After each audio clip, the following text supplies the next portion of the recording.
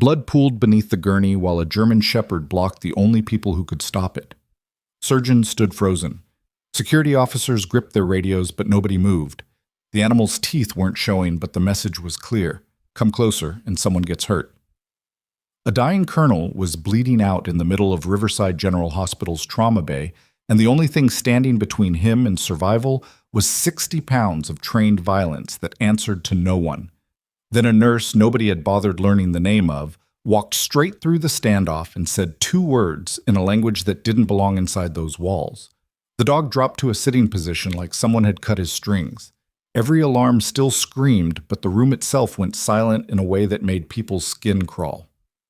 Before we go any further, if you want to see how this story ends, how the people who underestimated her finally learned the truth, stay with me until the very last word. And drop a comment telling me what city you're watching from so I can see just how far this story travels. Maya Reeves had been working at Riverside General in Copper Ridge, Montana for exactly 9 days when she realized nobody there knew a single real thing about her. They knew she showed up early. They knew her paperwork was flawless. They knew she never caused problems or asked questions that made administrators uncomfortable. What they didn't know was that 3 years ago she'd spent 18 months attached to a Marine Expeditionary Unit in places where trauma meant shrapnel and bullet wounds, not car accidents and kitchen burns. She preferred it that way. The day shift had been running smooth until about 2 in the afternoon when the ER doors exploded inward and chaos came with them. 4 Marines in combat fatigues moved in formation around a gurney carrying a man in his 50s whose uniform was soaked dark from the chest down. A German shepherd paced alongside the stretcher, ears flat, eyes locked on every person in the room. Gunshot wound through and through, lost a lot of blood in transit, one of the Marines was saying, but the charge nurse, Patricia Bowen, cut him off. "Sir, the dog can't be in here. He goes where the colonel goes." That's not hospital policy. The Marine's expression didn't change. "Ma'am, I'm telling you how this works." Patricia looked like she wanted to argue, but Dr. Ethan Cross was already shouting orders, pulling on gloves, calling for units of O negative. Maya moved into position without waiting to be told, hands steady, mind already sorting through what needed to happen and in what order.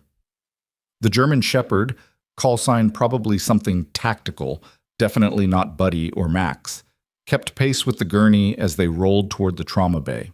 When 2 orderlies tried to redirect the dog toward the hallway, the animal planted himself between them and the patient and growled low enough that both men took a step back. "Somebody get that animal out of here," Dr. Cross snapped. One of the Marines moved forward.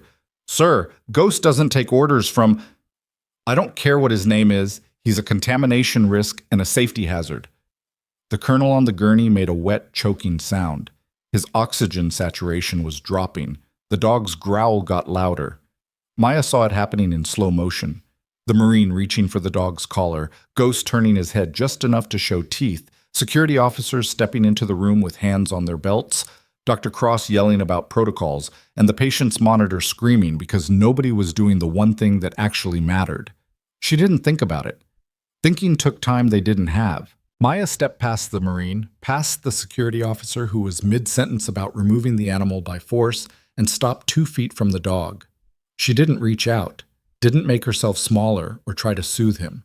She just stood there and spoke one word in a tone that came from a part of her life she'd buried under civilian scrubs and neutral smiles. "Platz." Ghost dropped into a down position so fast it looked like someone had kicked his legs out from under him. The room went dead silent except for the alarms. Patricia stared. The Marines stared. Dr. Cross stopped mid-sentence with his mouth still open. Maya didn't look at any of them.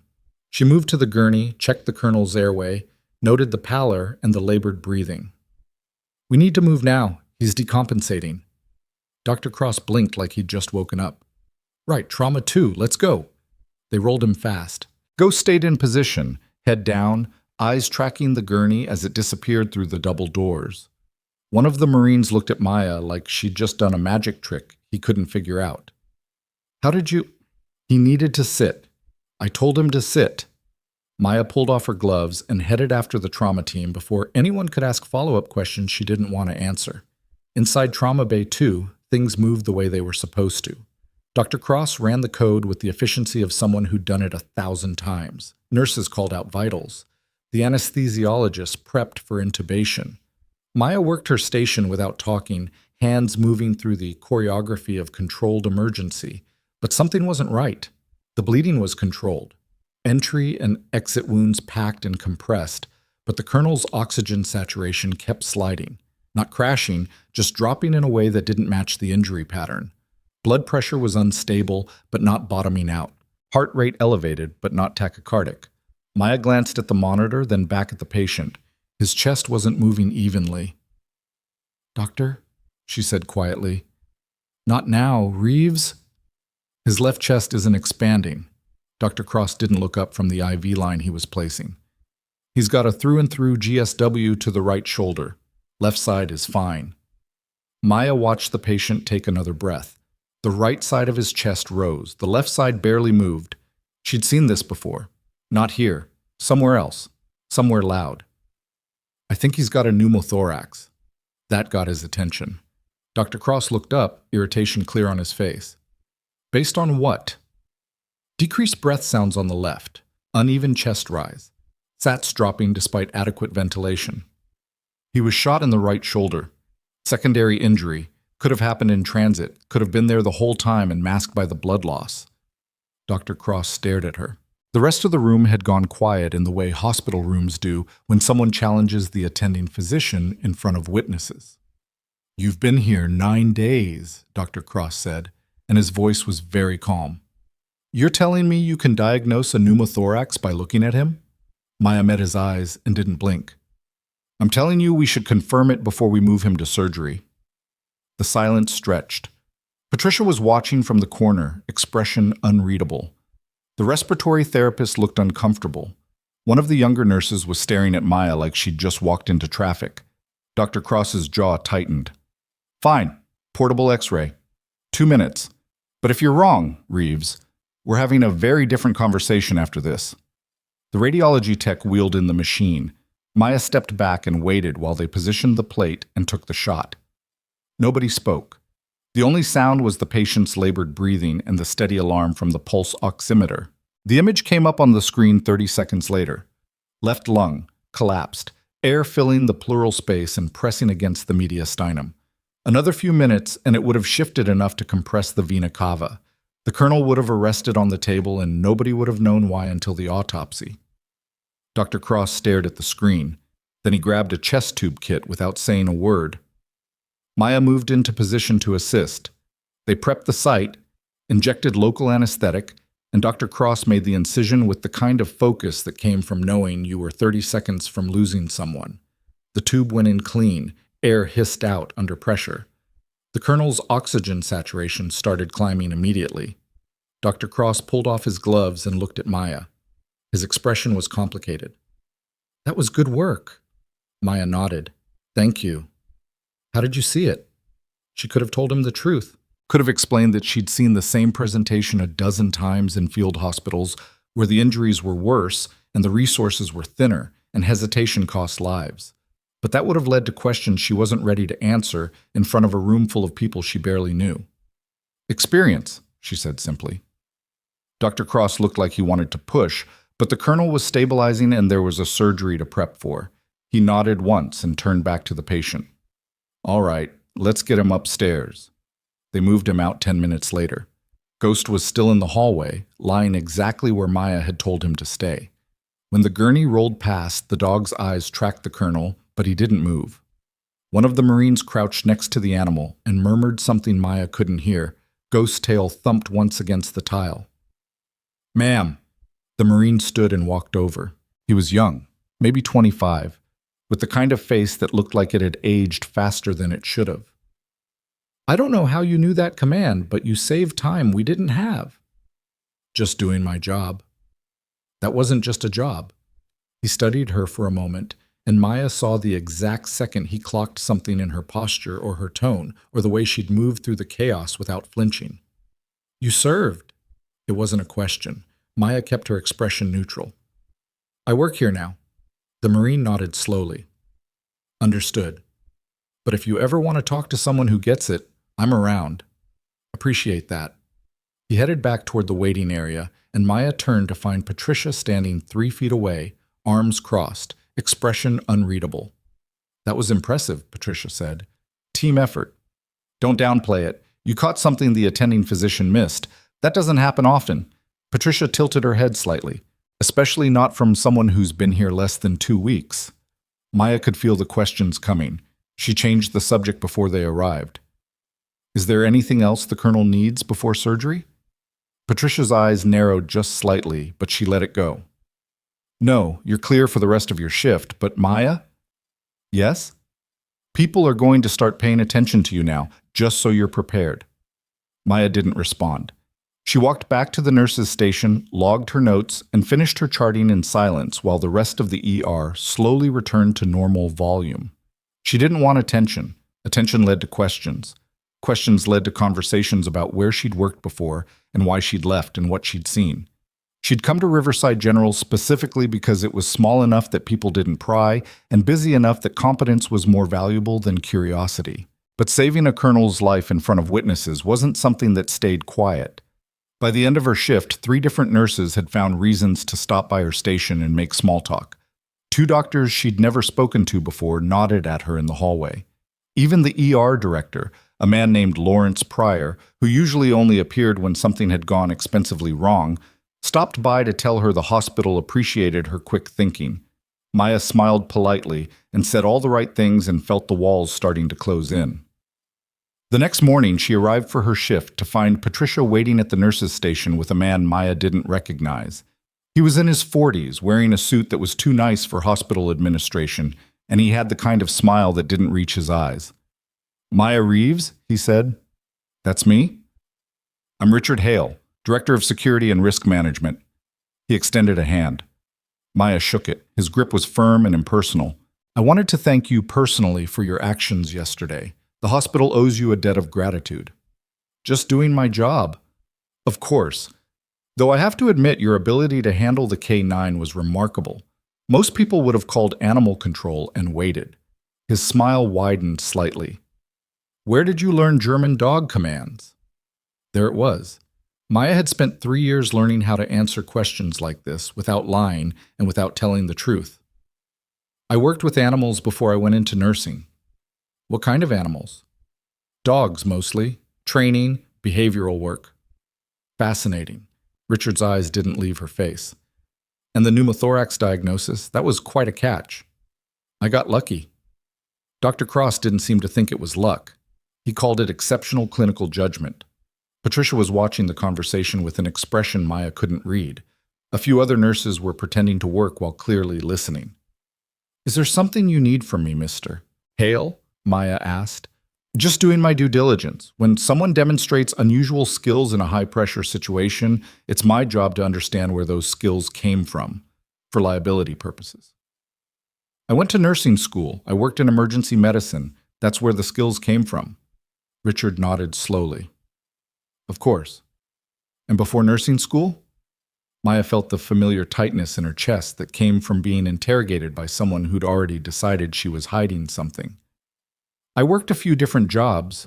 Is there a specific concern? No specific concern, just curiosity. He pulled out a business card and set it on the counter between them. If you ever want to discuss your background in a more formal setting, my door is always open.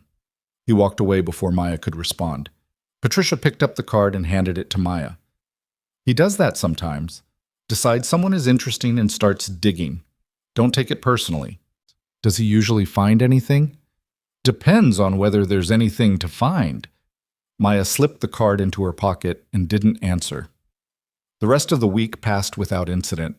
The colonel, his name was Victor Landry, she learned from the chart notes, made it through surgery and was recovering in the ICU under Marine Guard. Ghost was allowed supervised visits twice a day, a concession the hospital administration granted after significant pressure from people whose ranks carried weight, even in civilian settings. Maya kept her head down and her shifts quiet. She worked efficiently, spoke when necessary, and avoided conversations that veered toward personal territory.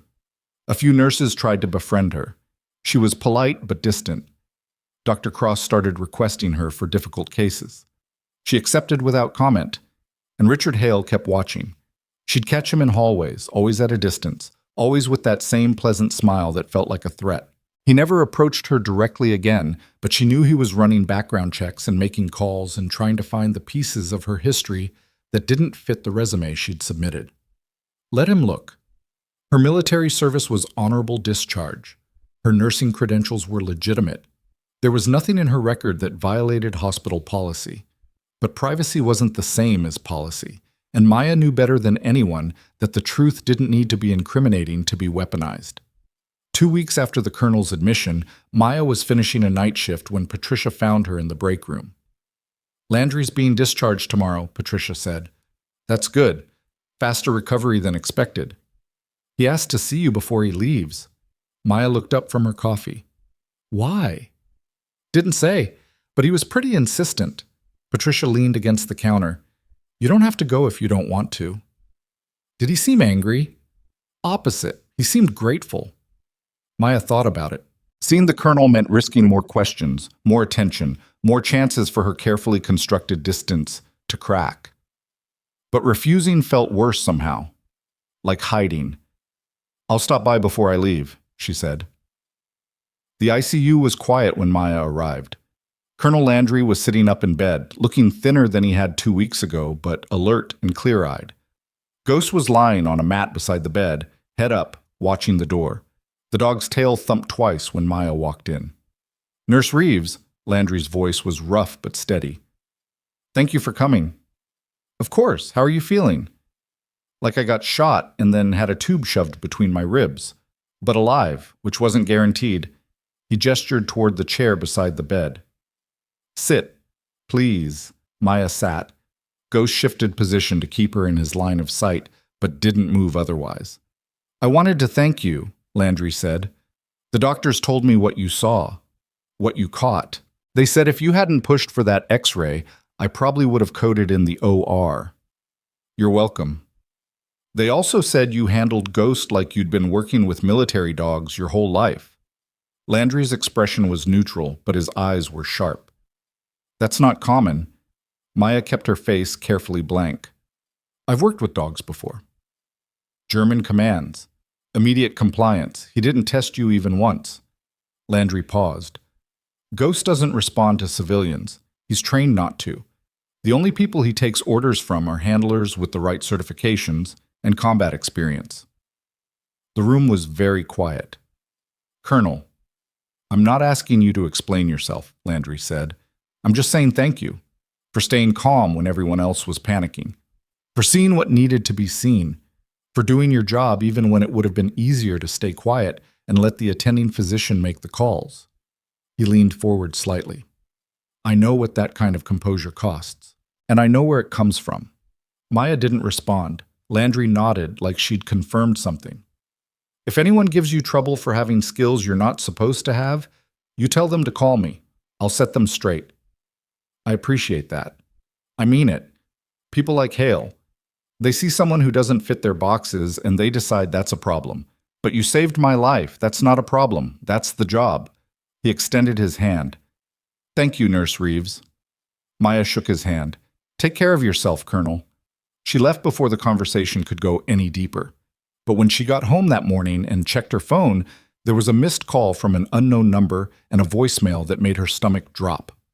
"Ms. Reeves, this is Richard Hale from Riverside General. I've been reviewing your employment file, and I have some questions about discrepancies in your work history. Please contact me at your earliest convenience to schedule a meeting. This is a mandatory HR matter. Thank you." Maya set the phone down and stared at the wall. She'd known this was coming, had felt it building from the moment she'd stepped in front of that dog and spoken a command that didn't belong in a civilian hospital. Richard Hale wasn't stupid. He'd found something, maybe not everything, but enough to matter. The question now was what she was going to do about it. She could ignore the call, force him to escalate, make him come to her. Or she could go in, answer his questions, and hope that honesty without details would be enough to satisfy whatever box-checking exercise he was running. Neither option felt safe. Maya didn't sleep that day. She sat in her apartment and ran through scenarios and tried to figure out how much truth was too much and how little was too suspicious. By the time her phone alarm went off for her next shift, she still didn't have an answer. She showed up early anyway. Richard Hale was waiting in the lobby. Ms. Reeves, thank you for coming in. Do you have a few minutes before your shift? Not really. I'm afraid this can't wait. His smile was still polite, still empty. It's regarding some inconsistencies we've discovered in your employment application. Maya felt every muscle in her body tighten. What inconsistencies? Let's discuss that in my office. I'd prefer to discuss it here. Richard's smile thinned. Ms. Reeves, this is a formal HR inquiry. It needs to be documented. My office. Now. People were starting to stare. Maya could feel the weight of their attention like physical pressure. She followed him. Richard's office was on the third floor, tucked into a corner with a window that overlooked the parking lot. He gestured toward a chair. Maya stayed standing. You listed 3 years of emergency medicine experience on your resume, Richard said, settling behind his desk. But when we contacted your previous employers, 2 of them had no record of you working there. Which 2? St. Anthony's in Denver and Mercy West in Billings. Maya had never worked at either of those hospitals. They were cover. References she'd used because the places she'd actually worked didn't have phone numbers you could just call. There must be some mistake, she said carefully. That's what I thought too. So I did some more digging. Richard opened a folder on his desk. Turns out there's a 3-year gap in your employment history that you filled in with jobs that don't exist, which makes me wonder what you were actually doing during that time. I was working. Where? Overseas. Doing what? Maya didn't answer. Richard leaned back in his chair. Here's the problem, Ms. Reeves. Riverside General has a responsibility to ensure that everyone working here is exactly who they say they are. We can't have people with undisclosed backgrounds treating patients. It's a liability issue. I'm a licensed nurse. My credentials are valid. Your credentials are valid. Your employment history is fiction. He tapped the folder. So I'll ask you one more time. What were you doing for 3 years that you felt you needed to lie about on your application? The door opened before Maya could respond. Dr. Cross walked in without knocking, Patricia right behind him. Richard, we need to talk, Dr. Cross said. I'm in the middle of... I don't care, this can't wait. Richard's expression went cold. Dr. Cross, I'm conducting an HR investigation into one of the best nurses this hospital has seen in 5 years. Yeah, I heard. Dr. Cross crossed his arms. Here's what you're going to do. You're going to close that file, end this investigation, and let Nurse Reeves get back to work. Excuse me? She saved Colonel Landry's life. She's caught diagnostic misses from 3 different attendings in the past 2 weeks. Her clinical judgment is flawless, and her patient outcomes are spotless. I don't give a damn if she worked on the moon for 3 years. She's an asset, not a liability. Richard's smile was gone completely now. With all due respect, Doctor, you don't get to decide who works here. Neither do you. Lawrence does, and I'm betting he's not going to be thrilled when he finds out you're harassing staff members for having skills that are too good. Dr. Cross leaned forward. Or did you forget that Colonel Landry is a personal friend of the hospital board chair? Richard's jaw tightened. Patricia stepped forward.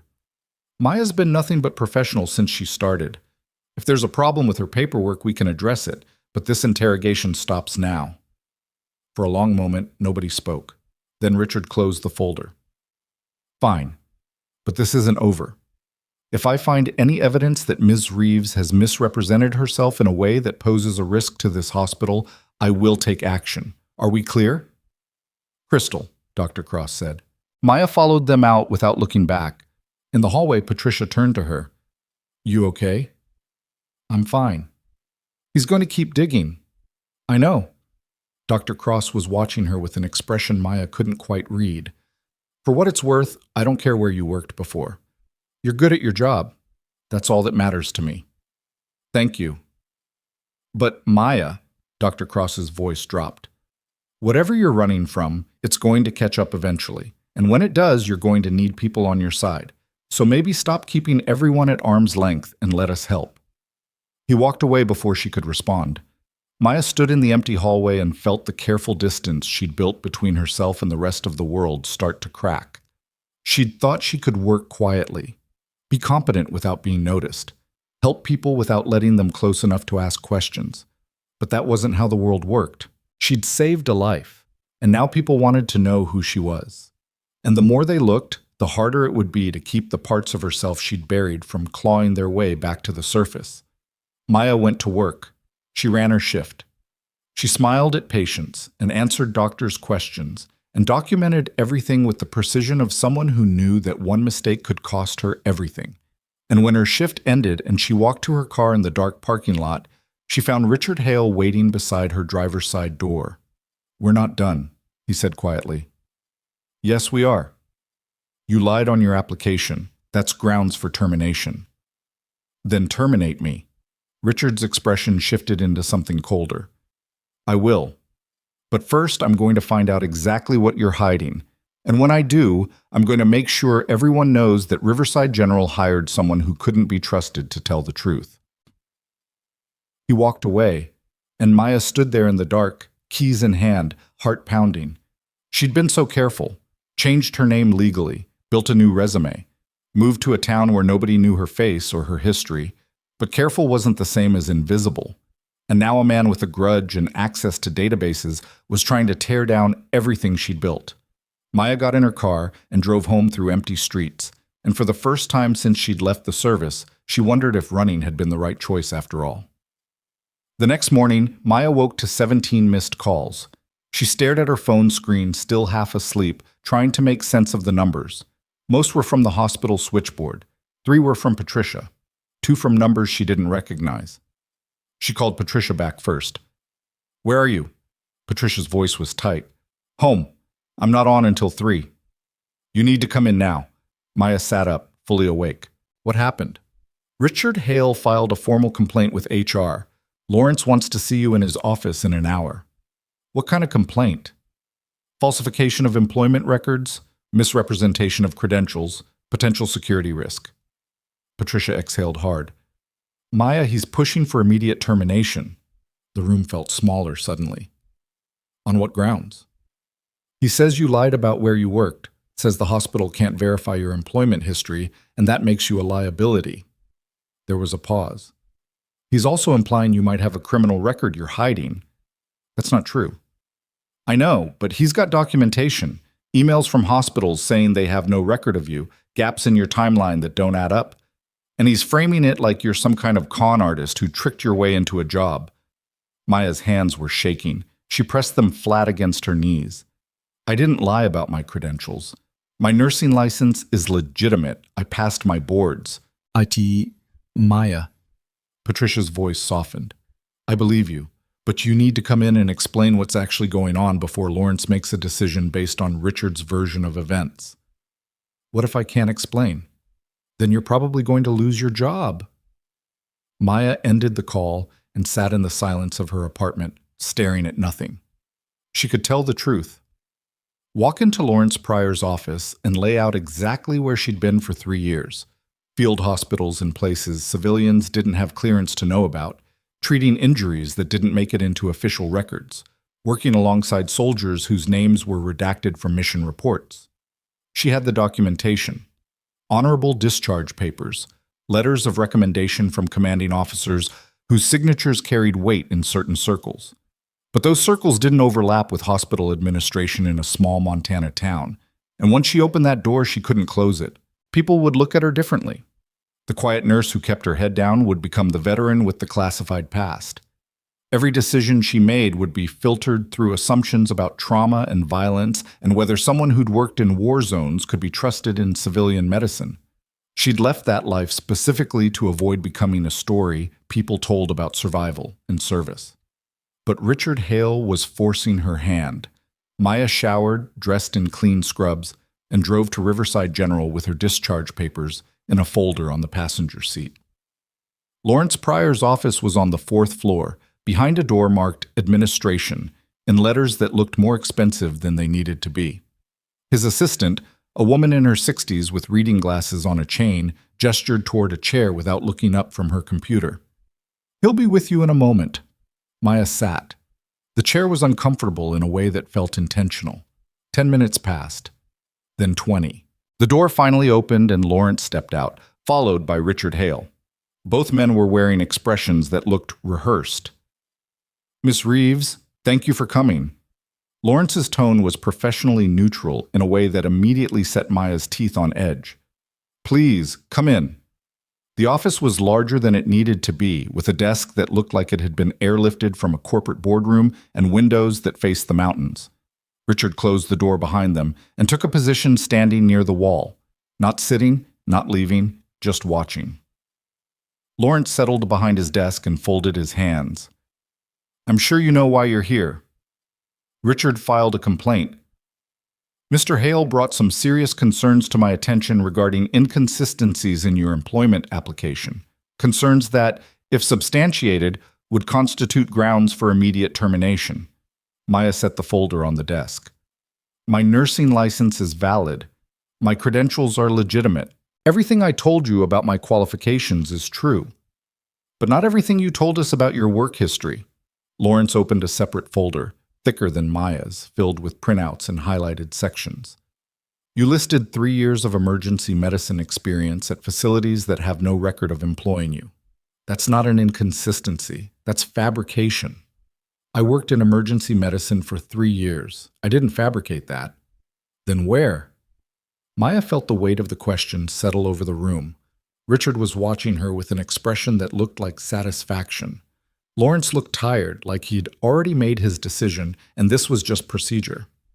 I worked overseas, Maya said carefully, in trauma units attached to military operations.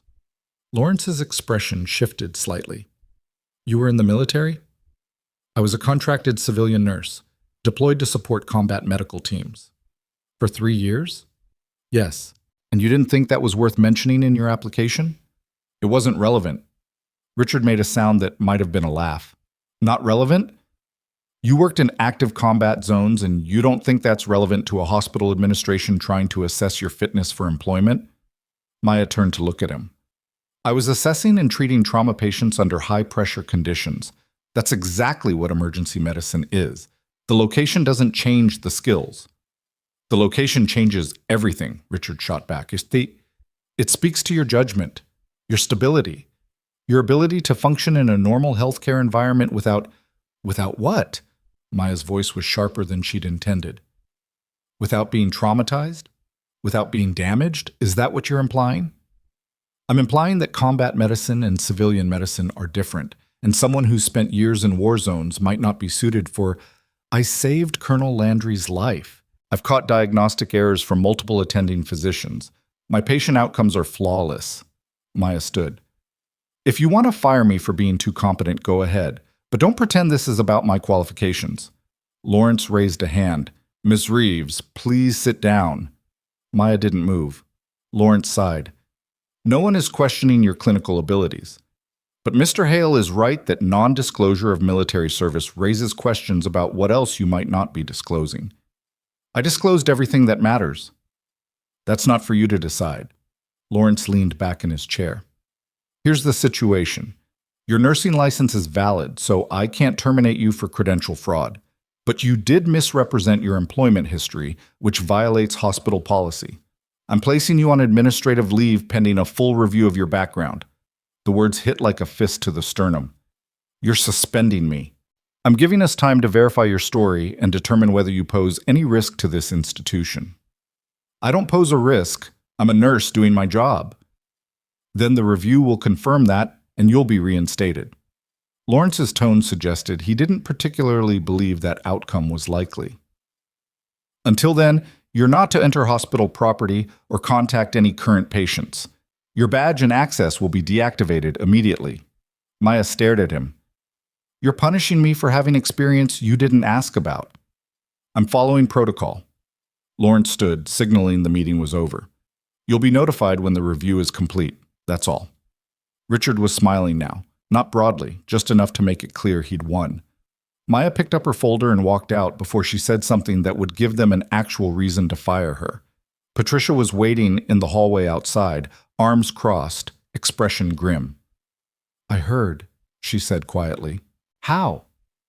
Richard's assistant talks. Word spreads fast. Patricia fell into step beside Maya as they walked toward the elevator. This is wrong. You know that, right? Doesn't matter if it's wrong. It's happening. Dr. Cross is furious. Half the ER staff is ready to walk out in protest. Maya pressed the elevator button harder than necessary. Don't. That'll just make it worse. So what are you going to do? Go home. Wait for them to finish their review. Hope they don't find something else to hold against me. The elevator doors opened. Patricia stepped inside with her. What if they do? Maya didn't have an answer for that. She drove home in silence, parked in her usual spot, and climbed the stairs to her apartment like someone walking through waist-deep water. Everything felt heavier. The air, her limbs, the knowledge that she'd spent 3 years trying to outrun her past and it had caught up anyway. Inside, she dropped her keys on the counter and stared at the folders she'd brought. Discharge papers, letters of commendation, a service record that documented 18 months of deployment and more trauma cases than most civilian nurses saw in a decade. None of it mattered. Richard Hale had decided she was a problem, and Lawrence Pryor had decided the path of least resistance was to remove her until she stopped being complicated. Maya's phone buzzed, a text from a number she didn't recognize. Heard what happened. This is Corporal Davis. We met when Colonel Landry was admitted. If you need anything, call me. She set the phone down without responding. Another buzz. This time from Dr. Cross. This is garbage and everyone knows it. Hang in there. Then Patricia. Staff meeting tomorrow morning. People are angry. This might get loud. Maya turned her phone face down and walked to the window. Outside, Copper Ridge looked like every other small town she'd passed through on her way to somewhere else. Mountains in the distance, streets laid out in grids, people living lives that didn't include questions about where she'd been or what she'd seen. She thought she could disappear here. Turned out disappearing required more than just showing up and doing good work. The next 3 days passed in a kind of limbo. Maya stayed in her apartment, avoiding calls, ignoring texts, trying not to think about the fact that Richard Hale was probably combing through every piece of her history, looking for something damaging enough to justify keeping her gone. On the 4th day, Patricia showed up at her door with coffee and a grim expression. You're not answering your phone. Didn't feel like talking. Patricia pushed past her into the apartment and set the coffee on the table. Well, start feeling like it, because things are escalating. Maya closed the door. What happened? Doctor? Cross filed a formal complaint against Richard with the hospital board, accused him of conducting a targeted harassment campaign against you. Half the ER staff signed a petition demanding your reinstatement. And Colonel Landry called Lawrence directly and told him if you're not brought back, he's withdrawing his recommendation that the hospital be considered for a military partnership grant. Maya sat down slowly. He did what? Landry's pissed. Says the only reason he's alive is because you had skills this hospital should be grateful for, not suspicious of. Patricia leaned against the counter. Richard's scrambling. He didn't expect anyone to push back this hard. That doesn't mean I'm getting my job back. No, but it means you've got people fighting for you whether you want them to or not. Patricia's expression softened. You don't have to do this alone, Maya. I know you're used to keeping people at a distance, but that's not serving you right now. Maya stared at her coffee. I don't know how to be the person everyone's making me out to be. What person? The hero, the veteran who saved the day, the one everyone rallies around. She looked up. I just wanted to work, that's all. I didn't ask for this. Nobody asks for it, but sometimes it happens anyway. Patricia moved toward the door, then paused. There's a board meeting in 2 days. They're reviewing your case. If you want to fight this, that's your chance.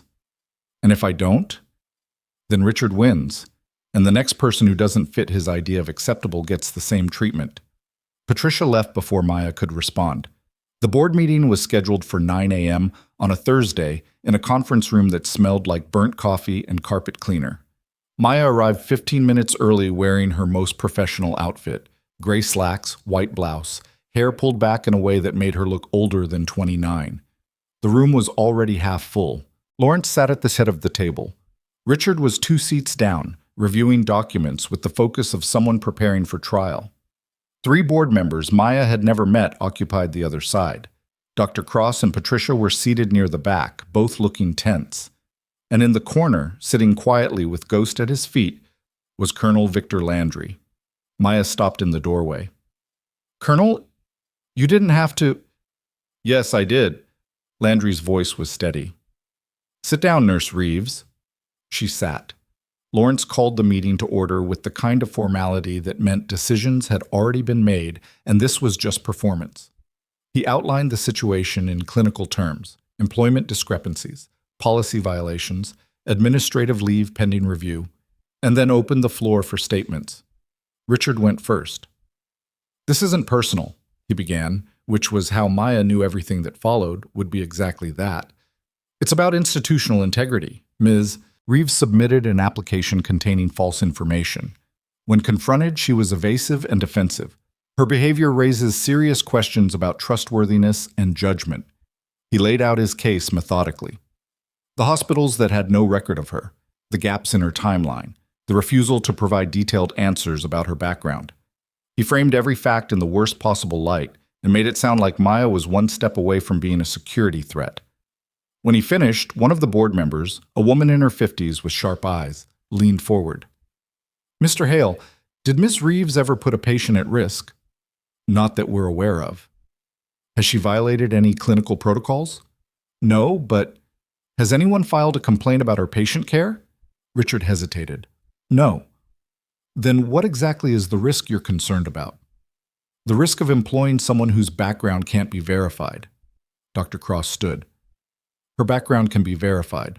She has honorable discharge papers, letters of recommendation from military medical personnel, a nursing license that's been validated by the state board. The only thing that can't be verified are jobs at hospitals she never claimed to work at because she was busy saving lives in places most of us couldn't find on a map." Richard's jaw tightened. "That's not the point. That's exactly the point." Dr. Cross's voice was rising. "You decided she was suspicious because she has skills you don't understand. And instead of recognizing that as an asset, you've turned it into a witch hunt." "Dr. Cross, that's enough." Lawrence's tone was sharp. "No, it's not." Patricia stood now too. "Maya Reeves is one of the best nurses this hospital has ever had. She's caught diagnostic errors that would have killed patients. She's calm under pressure. She's professional. And you're about to fire her because she didn't volunteer information you never asked for." The room erupted into overlapping arguments, board members demanding order, Richard insisting on protocol, Dr. Cross and Patricia refusing to back down. And then Colonel Landry stood. The room went silent. "If I may," Landry said quietly. Lawrence gestured for him to continue. Landry walked to the front of the room, Ghost moving with him like a shadow. He didn't look at Richard. He looked at the board. 3 weeks ago, I was shot during a training exercise. I was bleeding out. I had a collapsed lung that nobody in this hospital detected except for one nurse who saw what everyone else missed." He paused. "That nurse didn't hesitate. She didn't second-guess herself. She pushed back against a doctor who outranked her because she knew she was right. And because of that, I'm standing here instead of being buried at Arlington." One of the board members shifted uncomfortably. "Colonel, we appreciate your testimony, but I'm not finished." Landry's voice didn't rise, but the weight behind it made everyone stop talking. Nurse Reeves served in combat medical units. She treated injuries most civilian doctors never see.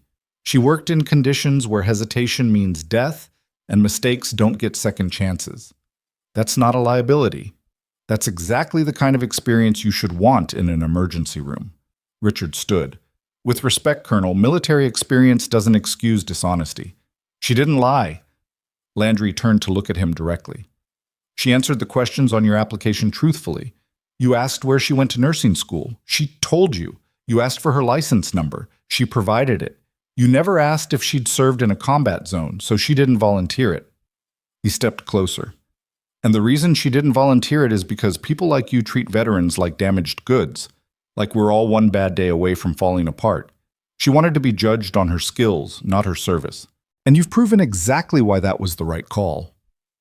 The silence that followed was absolute. Richard's face had gone red.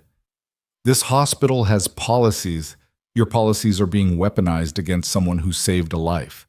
Landry's tone was ice.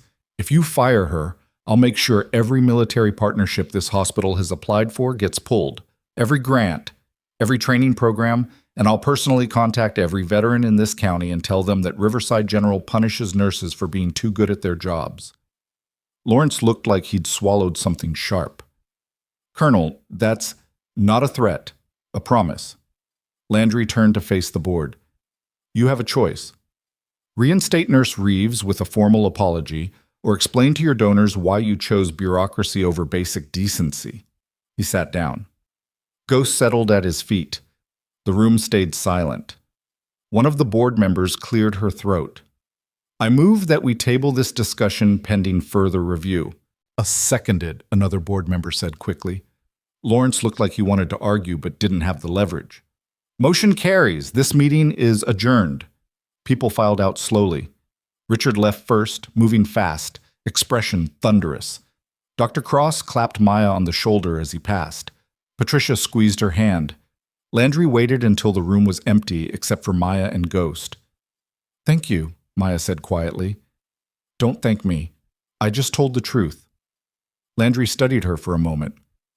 You did good work over there. Don't let people make you ashamed of it. I'm not ashamed. Maya stopped, trying to find words that fit. I didn't want it to define me. It doesn't, but it's part of you, and pretending it's not just gives people like Hale power they don't deserve. He headed toward the door, then paused. They're going to reinstate you. Might take a few days, but they will, and when they do, keep doing what you're doing, the right way, the hard way, the way that saves lives even when people don't understand how. He left, and Maya sat alone in the empty conference room, feeling something shift in her chest that might have been relief or might have been the slow release of 3 years of holding her breath. Her phone buzzed, a text from Patricia. Drinks tonight. You're coming. Not optional. Maya almost smiled, but the relief didn't last. That night, someone leaked the details of the board meeting to a local news blog. By morning, the story had spread. Veteran nurse suspended for undisclosed military service, hospital accused of discrimination, colonel threatens to pull funding. Maya's name was in the headline. Her phone started ringing before sunrise. Reporters, bloggers, someone from a veterans advocacy group. She ignored all of them and stayed inside with the blinds closed, watching her quiet life turn into public spectacle. Patricia called at noon. Have you seen the news? Hard to miss. Lawrence is furious. He thinks Landry leaked it to force his hand. Did he? Probably, but it worked.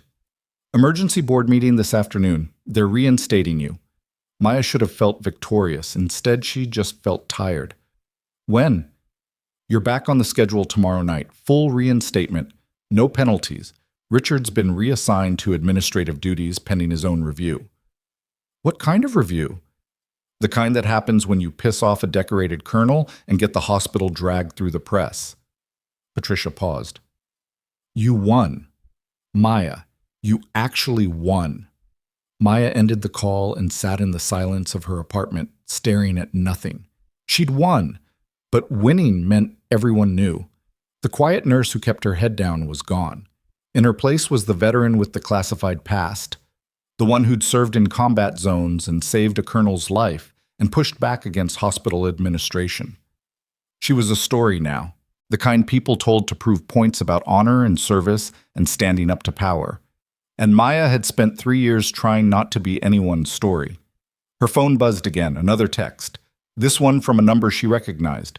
Corporal Davis, the Marine who'd been with Landry the day he was admitted. Ma'am, you should probably know someone's been asking questions about you, not hospital people. Different kind of questions. Maya's stomach dropped. She called him back immediately. What kind of questions? About your deployment, which units you were attached to, where you served. Davis's voice was careful. Person was claiming to be doing a background check for the hospital, but the questions were too specific, too tactical. I shut it down, but I thought you should know. Did you get a name? No, but it wasn't Richard Hale. Wrong voice. And whoever it was knew things about military structure that civilians don't usually know. Maya's hands had gone cold. When did this happen? 2 days ago, right after the first board meeting. She ended the call and stood very still, trying to make sense of what she'd just heard. Someone was digging into her deployment history. Someone with knowledge of military operations. Someone who wasn't affiliated with the hospital, but was asking questions that could only lead to information Maya had spent 3 years keeping buried. Her phone rang. Unknown number. She answered without thinking. Maya Reeves? The voice was male, calm, professional. Who is this? Someone who knows what you did in Kandahar and what you saw. A pause. We need to talk. The line went dead. Maya stood in her apartment, phone still pressed to her ear, heart hammering against her ribs, and realized that getting her job back might have been the least of her problems. Maya didn't sleep that night. She sat at her kitchen table with her phone face up, waiting for it to ring again. It didn't. The silence was worse than the call had been. Someone who knows what you did in Kandahar.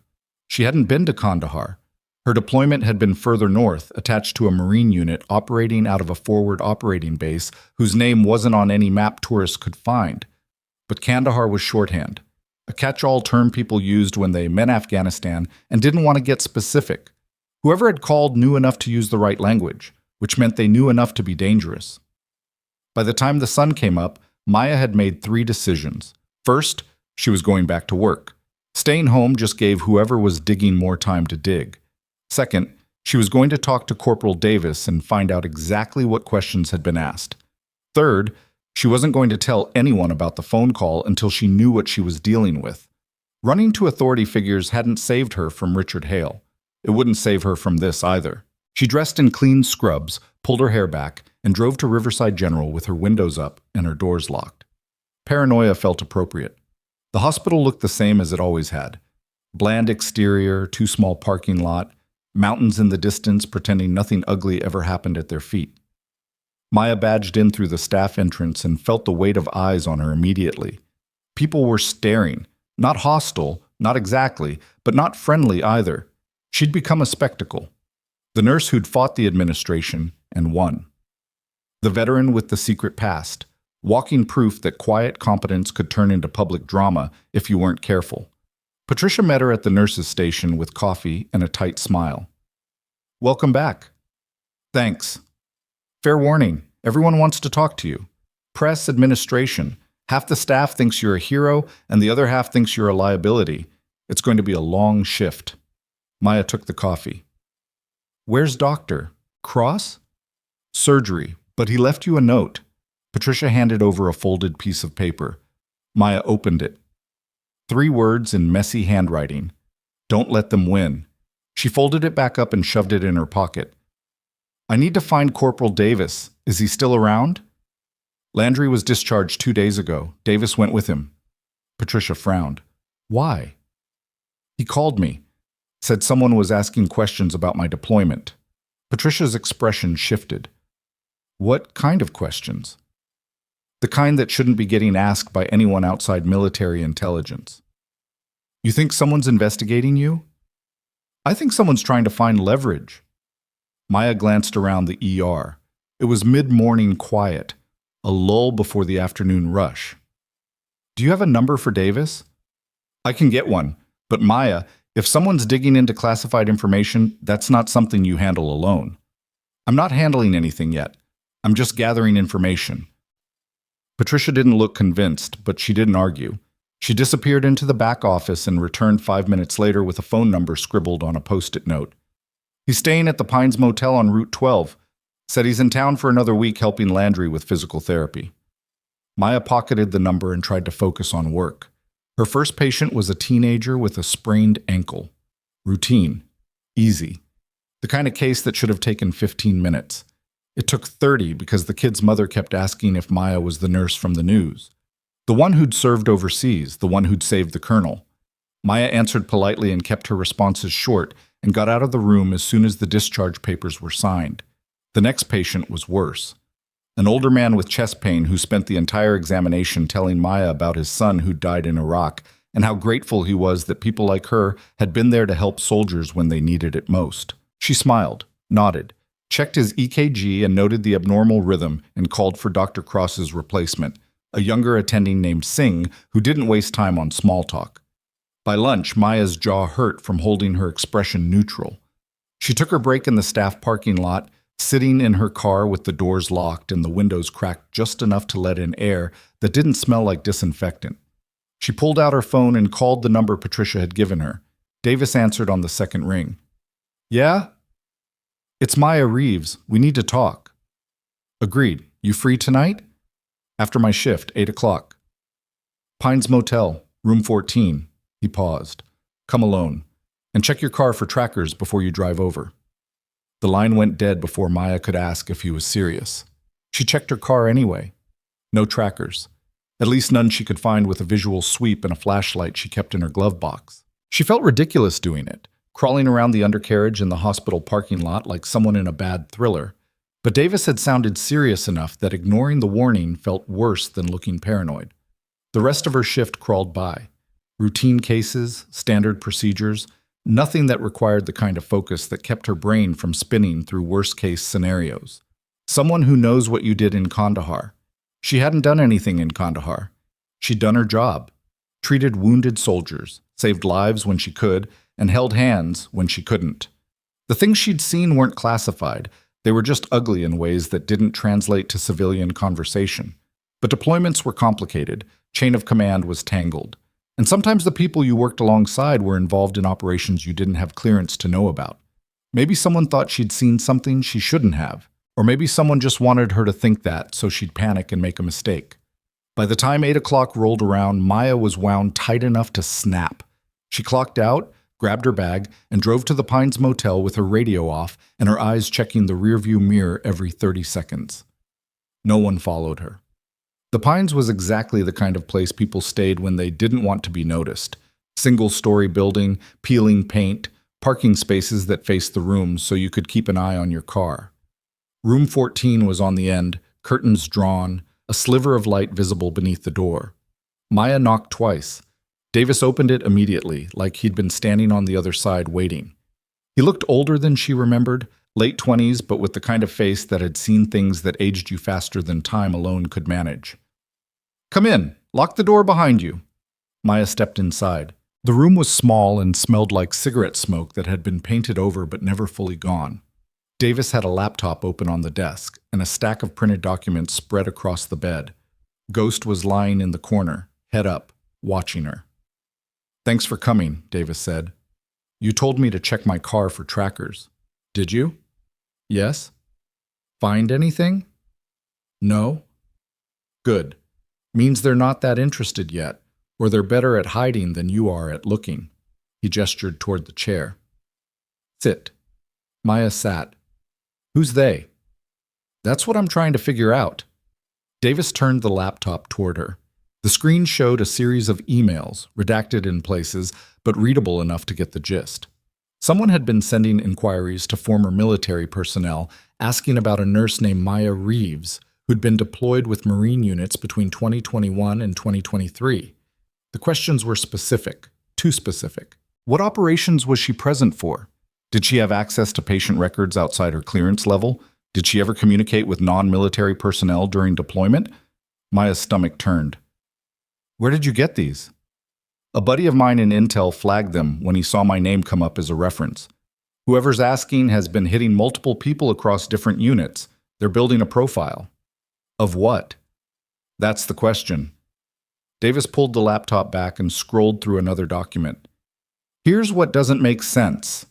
These inquiries aren't coming from official channels. No DOD letterhead, no case numbers, just someone with enough access to know who to ask and how to phrase the questions so they sound legitimate. Maya leaned back in the chair. Richard Hale? Not his style. He's a bureaucrat. This is someone with operational knowledge. Davis closed the laptop. You piss off anyone overseas? Someone who might hold a grudge? Not that I know of. Think harder. Maya ran through the mental list of people she'd worked with. Doctors, medics, Marines who'd rotated through the FOB and then rotated out. A few officers whose names she remembered, and a lot of enlisted personnel whose faces had blurred together after months of 18-hour shifts. There was a captain, she said slowly. Brennan. He ran logistics for our unit.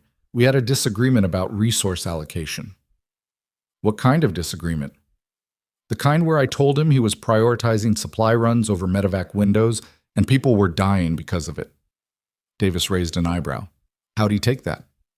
Not well, but he was reassigned a month later. I never saw him again. Reassigned or removed? I don't know. I didn't ask. Davis wrote the name down. Anyone else? Maya thought about it. There was a contractor, private security. He was embedded with our unit for a few weeks. I caught him trying to access medical records he didn't have clearance for. What'd you do? Reported it to my CO. The contractor was gone the next day. You get his name? No, just a call sign. Bishop.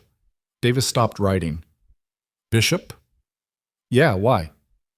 Bishop's not a person, it's a program. Davis's expression had gone very still. Private military contract work, high-level stuff, the kind of operations that don't show up in official records. Maya felt the room tilt slightly. What are you saying? I'm saying if someone from that world is asking questions about you, it's not because they're curious. It's because you saw something or know something they don't want surfacing. Davis stood and started pacing. What kind of records was this contractor trying to access? Patient files, treatment logs. I thought he was just nosy. Or he was looking for something specific, someone specific. Davis stopped pacing and looked at her directly. Did you ever treat anyone who wasn't military? Civilians? Local nationals? Maya's mouth went dry. A few. We weren't supposed to, but sometimes people would show up at the perimeter with injuries and the docs would take them in. You remember any names? No, we logged them under Jane Doe or John Doe protocols. No identifying information. But you'd remember faces. Maya nodded slowly. Davis pulled out his phone and scrolled through photos. He stopped on one and turned the screen toward her. This guy ever show up at your FOB? The photo showed a man in his 30s, Middle Eastern features, wearing civilian clothes. Maya stared at the image, trying to pull the memory forward. Maybe. I'm not sure. Think. She closed her eyes and tried to reconstruct the faces she'd seen during those months. Most of them blurred together. Injuries were more memorable than features. But there had been one man, mid-30s. Gunshot wound to the abdomen. He'd come in with two others, both local nationals, both claiming he'd been caught in crossfire. The wound hadn't looked like crossfire. It had looked like execution, close range, deliberate placement. She'd reported it to her CO. The man had been transferred out within hours. Maya opened her eyes. I might have treated him. Once, gunshot wound. He was transferred before I could finish charting. Davis's expression went grim. That's him. Informant. He was feeding intel to coalition forces about weapons smuggling routes. Someone found out and tried to kill him. Your unit got him out. Okay? So what does that have to do with me? The people who wanted him dead didn't stop looking, and if they think you can identify them, or if they think you know more than you do, they might decide you're a loose end. Maya stood. That's insane. I don't know anything. I treated an injured man and moved on. That was 3 years ago. Doesn't matter. Paranoia doesn't operate on logic. It operates on perceived risk. Davis moved to the window and glanced through the curtain. Someone's building a case that you're a security concern, either to discredit you or to justify making you disappear. Either way, you need to be careful. Careful how? Don't go anywhere alone. Don't talk to anyone you don't trust. And if anyone approaches you asking questions about your deployment, you shut it down and call me immediately. Maya's hands were shaking. She shoved them in her pockets. This is because I saved Landry's life. No. This is because you became visible. Before the news story, you were just another nurse. Now you're someone people notice, and that makes you interesting to people who prefer shadows. The room felt smaller suddenly. Maya moved toward the door. I need to go. Wait. Davis pulled a card from his pocket and handed it to her. That's a number for a guy I know in protective services. Former Delta. If things escalate, call him. Don't wait. Don't try to handle it yourself. Maya took the card. You really think it's going to escalate? I think someone made a phone call to scare you. That means they're testing, seeing how you react. If you panic, they know they have leverage. If you stay quiet, they'll push harder. Davis opened the door for her. Be smart. Be careful. And don't trust anyone who asks about Kandahar. Maya walked to her car feeling like her skin didn't fit right. She drove home checking her mirrors every few seconds, parked under a streetlight, and locked her apartment door behind her with hands that wouldn't stop trembling. She didn't sleep, just sat on her couch with the lights off and the curtains drawn, staring at the card Davis had given her. By the time her alarm went off the next morning, she'd made a decision. She wasn't running. She wasn't hiding, and she wasn't letting faceless threats dictate how she lived her life. If someone wanted to make her a target, they were going to have to do it in the open. Maya went to work. She ran her shift. She treated patients and documented cases and acted like the world wasn't tilting beneath her feet. And then, halfway through her shift, the ER doors burst open, and 3 people in tactical gear dragged in a man who was bleeding from multiple gunshot wounds and screaming in a language Maya recognized but couldn't place. Dr. Singh started barking orders. Nurses scrambled for supplies. Maya moved into position automatically, hands already reaching for gloves. Then she saw the man's face. It was him, the informant from the photo. Older now, scarred, but unmistakable. He saw her too. His eyes went wide and he shouted something in Pashto that made the tactical team tense. Maya froze. One of the tactical officers stepped forward, blocking her view. "We need this room cleared, now." Dr. Singh looked up from the IV line he was placing. "This is a trauma bay. Nobody's clearing. Federal matter. Everyone out except essential personnel." "I am essential personnel." The officer pulled out a badge. "Out. Now." Singh's face went red, but he stepped back. The nurses hesitated. Maya didn't move. The officer turned to look at her. "That includes you." "I'm his nurse." "Not anymore." Maya's heart was hammering, but she kept her voice level. "He's hemorrhaging. He needs pressure on that wound, or he's going to bleed out before you finish whatever jurisdictional fight you're planning." The officer stared at her for 3 long seconds. Then he nodded once. "Fine. But you don't speak to him. You don't ask questions. You do your job and you leave." Maya moved to the gurney. The man's eyes tracked her, wide and panicked. He said something else in Pashto, quieter this time, almost pleading. She didn't respond, just applied pressure to the worst of the wounds and called out vitals, while the tactical team stood in a semicircle around the bed, like guards at a prison. Dr. Singh returned with a surgeon Maya didn't recognize. They prepped the patient for emergency surgery in silence, while the tactical officers watched every movement. And then, as they were wheeling the man toward the OR, he grabbed Maya's wrist. His grip was weak but desperate. He pulled her closer and whispered 2 words in English. "They're coming." The officers yanked him away before Maya could respond. The gurney disappeared through the double doors. The tactical team followed, and Maya stood in the empty trauma bay with blood on her gloves and those 2 words echoing in her head. Patricia appeared in the doorway. "What the hell was that?" Maya pulled off her gloves. "I don't know." "Who was he?" "I don't know." Maya, I don't know." Maya's voice was sharper than she'd intended. She took a breath. "I need some air." She walked out before Patricia could stop her. The staff parking lot was empty except for her car and a black SUV she didn't recognize parked 3 spaces down. Tinted windows. Government plates. Maya stopped walking. The driver's side door opened and a man in a dark suit stepped out. He was tall, mid-40s, with the kind of neutral expression that came from years of practice. "Nurse Reeves, we need to talk." Maya didn't move. "Who are you?" "Someone who's trying to keep you alive." He pulled out a badge. Federal. Maya couldn't read the agency from this distance. "Get in the car." "Not a chance." "Then let me be more direct. The man you just treated is a high-value informant in an ongoing federal investigation. His presence here compromises operational security. Your presence in that room compromises it further. We need to debrief you immediately." "I didn't see anything." "You saw him. That's enough." The man took a step closer. "You have 2 choices. Come with me voluntarily, or I make this official and you spend the next 48 hours in federal custody answering the same questions in a much less comfortable environment." Maya's pulse was hammering in her ears. "I want a lawyer." "You're not under arrest. This is a national security matter. Lawyers complicate things." "Then I guess things are about to get complicated." The man's expression didn't change. "Ms. Reeves, you're making this harder than it needs to be." "Good." He studied her for a long moment. Then he reached into his jacket and pulled out a phone. He dialed, waited, then handed it to Maya. "Someone wants to talk to you." Maya took the phone. "Nurse Reeves?"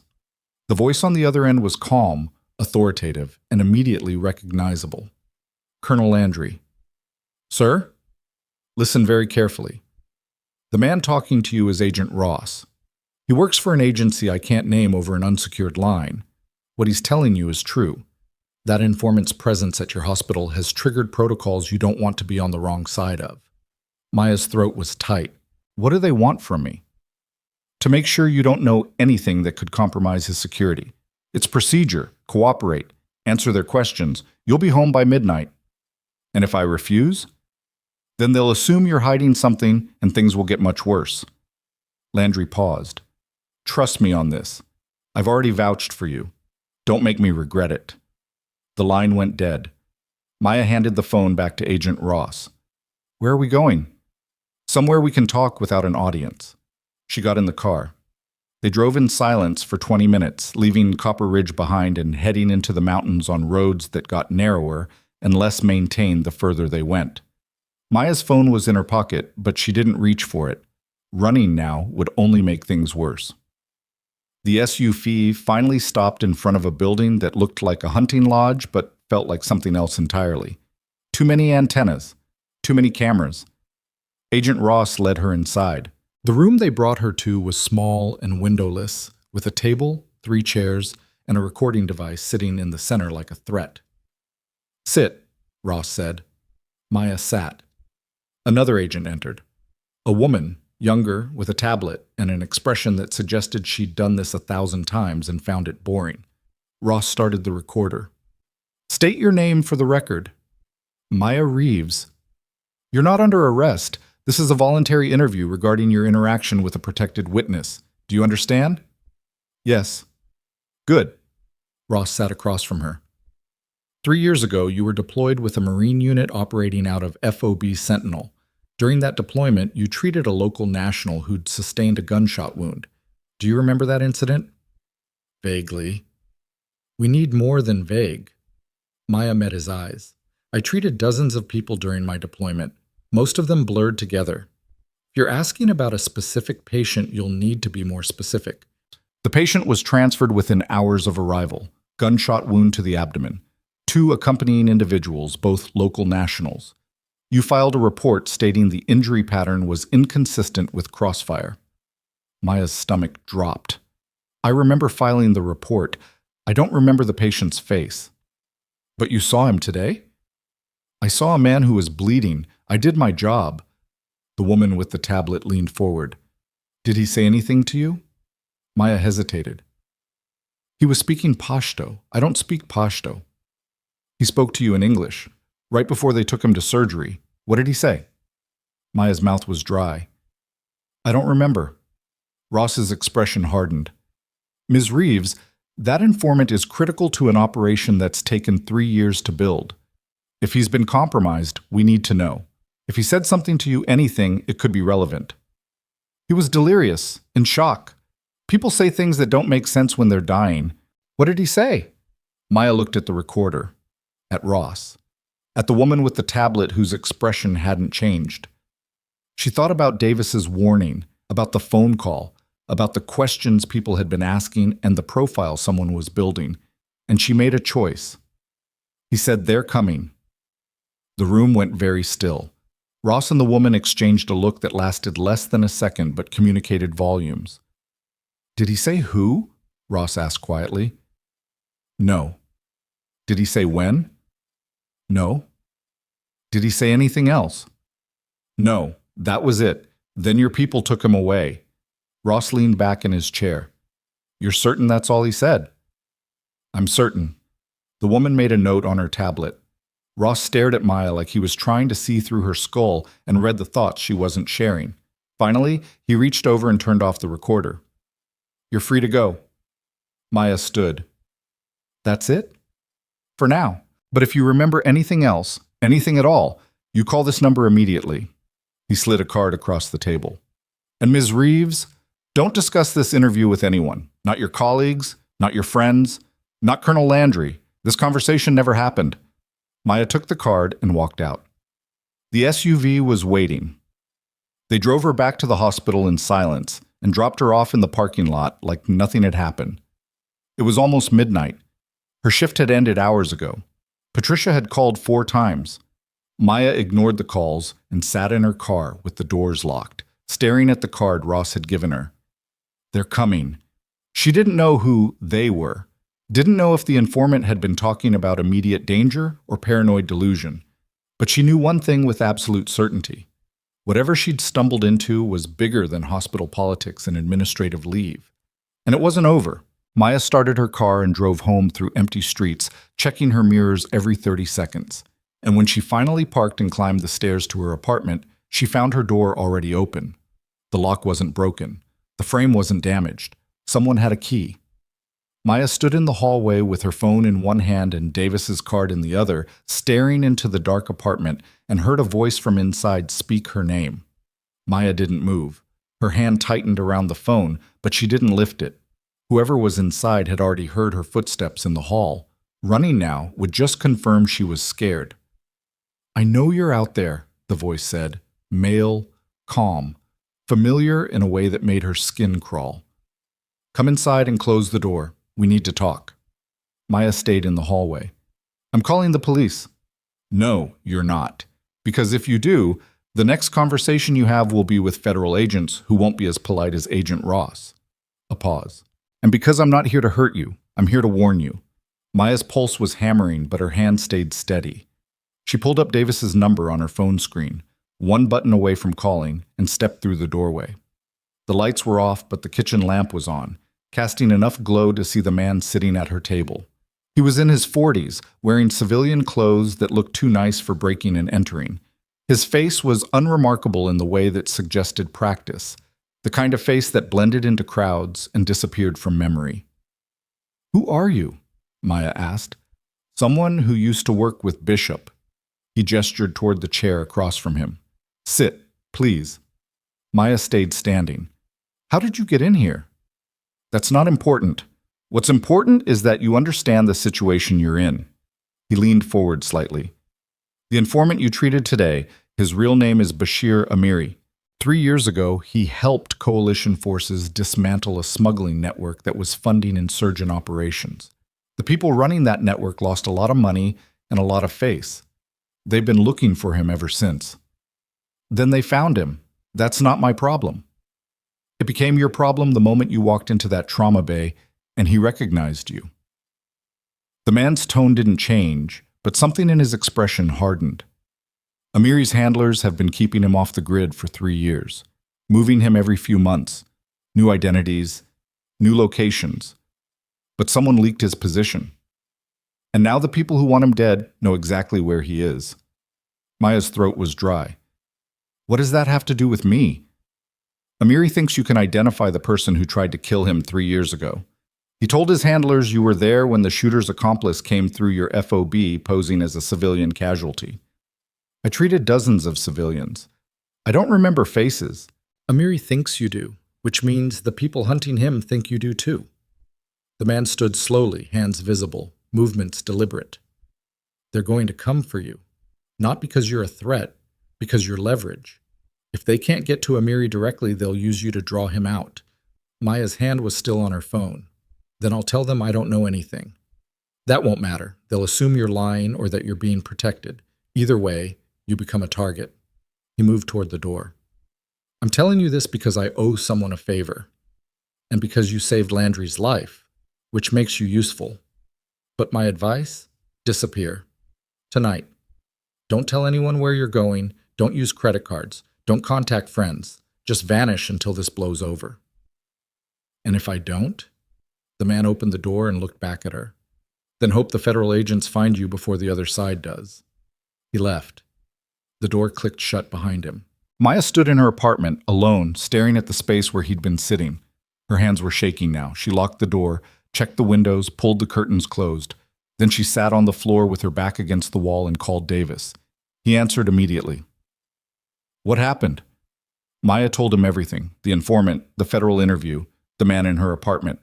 When she finished, Davis was silent for a long moment. "You still at your place?" he asked finally. "Yes." "Pack a bag. You're leaving. Now." "Davis, not a debate. If someone walked into your apartment once, they can do it again. And next time, it might not be a warning." She heard movement on his end, drawers opening, keys rattling. "I'm 10 minutes out. Be ready to move when I get there." Maya packed light. 2 changes of clothes, toiletries, her discharge papers and nursing license in case she needed proof of identity. She was zipping the bag when her phone rang again. Unknown number. She almost didn't answer. Then she thought about Amiri lying in a hospital bed surrounded by federal agents and the words he'd whispered. "They're coming," she answered. Maya Reeves? The voice was different this time, older, accent she couldn't place but sounded expensive. Who is this? Someone who wants to make sure we understand each other. You treated a patient today, a man who should not have been in that hospital, a man who should not have spoken to you. Maya's blood went cold. "I don't know what you're talking about." "Yes, you do. And now we have a problem, because that man believes you can identify someone we'd prefer remained unidentified, which means we need to know exactly what you remember." "I don't remember anything." "I don't believe you, but that's fine. We'll have a chance to discuss it in person very soon." The line went dead. Maya stared at the phone, heart hammering so hard she could feel it in her throat. She grabbed her bag and moved toward the door just as headlights swept across her window. Davis's truck pulled into the parking lot. Maya was out the door and down the stairs before he'd even put it in park. "Get in," he said. She threw her bag in the back and climbed into the passenger seat. Davis pulled out immediately, scanning the mirrors, his posture tense in a way that made Maya's stomach drop. "Where are we going?" she asked. "Landry's place. He's got security, cameras, and enough pull that if someone tries something stupid, they'll regret it." Davis took a corner faster than necessary. "Tell me about the phone call." Maya repeated the conversation word for word. Davis's jaw tightened. "They're moving faster than I thought they would." "Who are they?" "People with resources, connections, the kind of network that doesn't show up in databases because they pay to stay invisible." He glanced at her. "You ever hear the name Korash while you were deployed?" "No." He ran the smuggling operation Amiri helped dismantle. Lost a fortune when coalition forces shut down his routes. Word is he's spent the last 3 years tracking down everyone involved in that takedown. Davis's hands tightened on the wheel. "If he's behind this, you're not dealing with street-level threats. You're dealing with someone who has money, manpower, and motivation. Then why haven't the federal agents stopped him?" "Because catching him requires evidence, and everyone who could provide evidence keeps disappearing."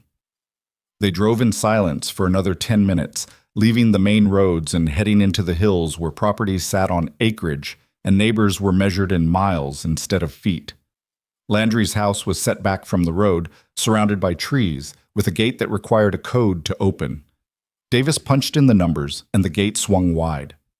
The house was larger than Maya expected. 2 stories, modern design, wraparound porch with a view of the mountains.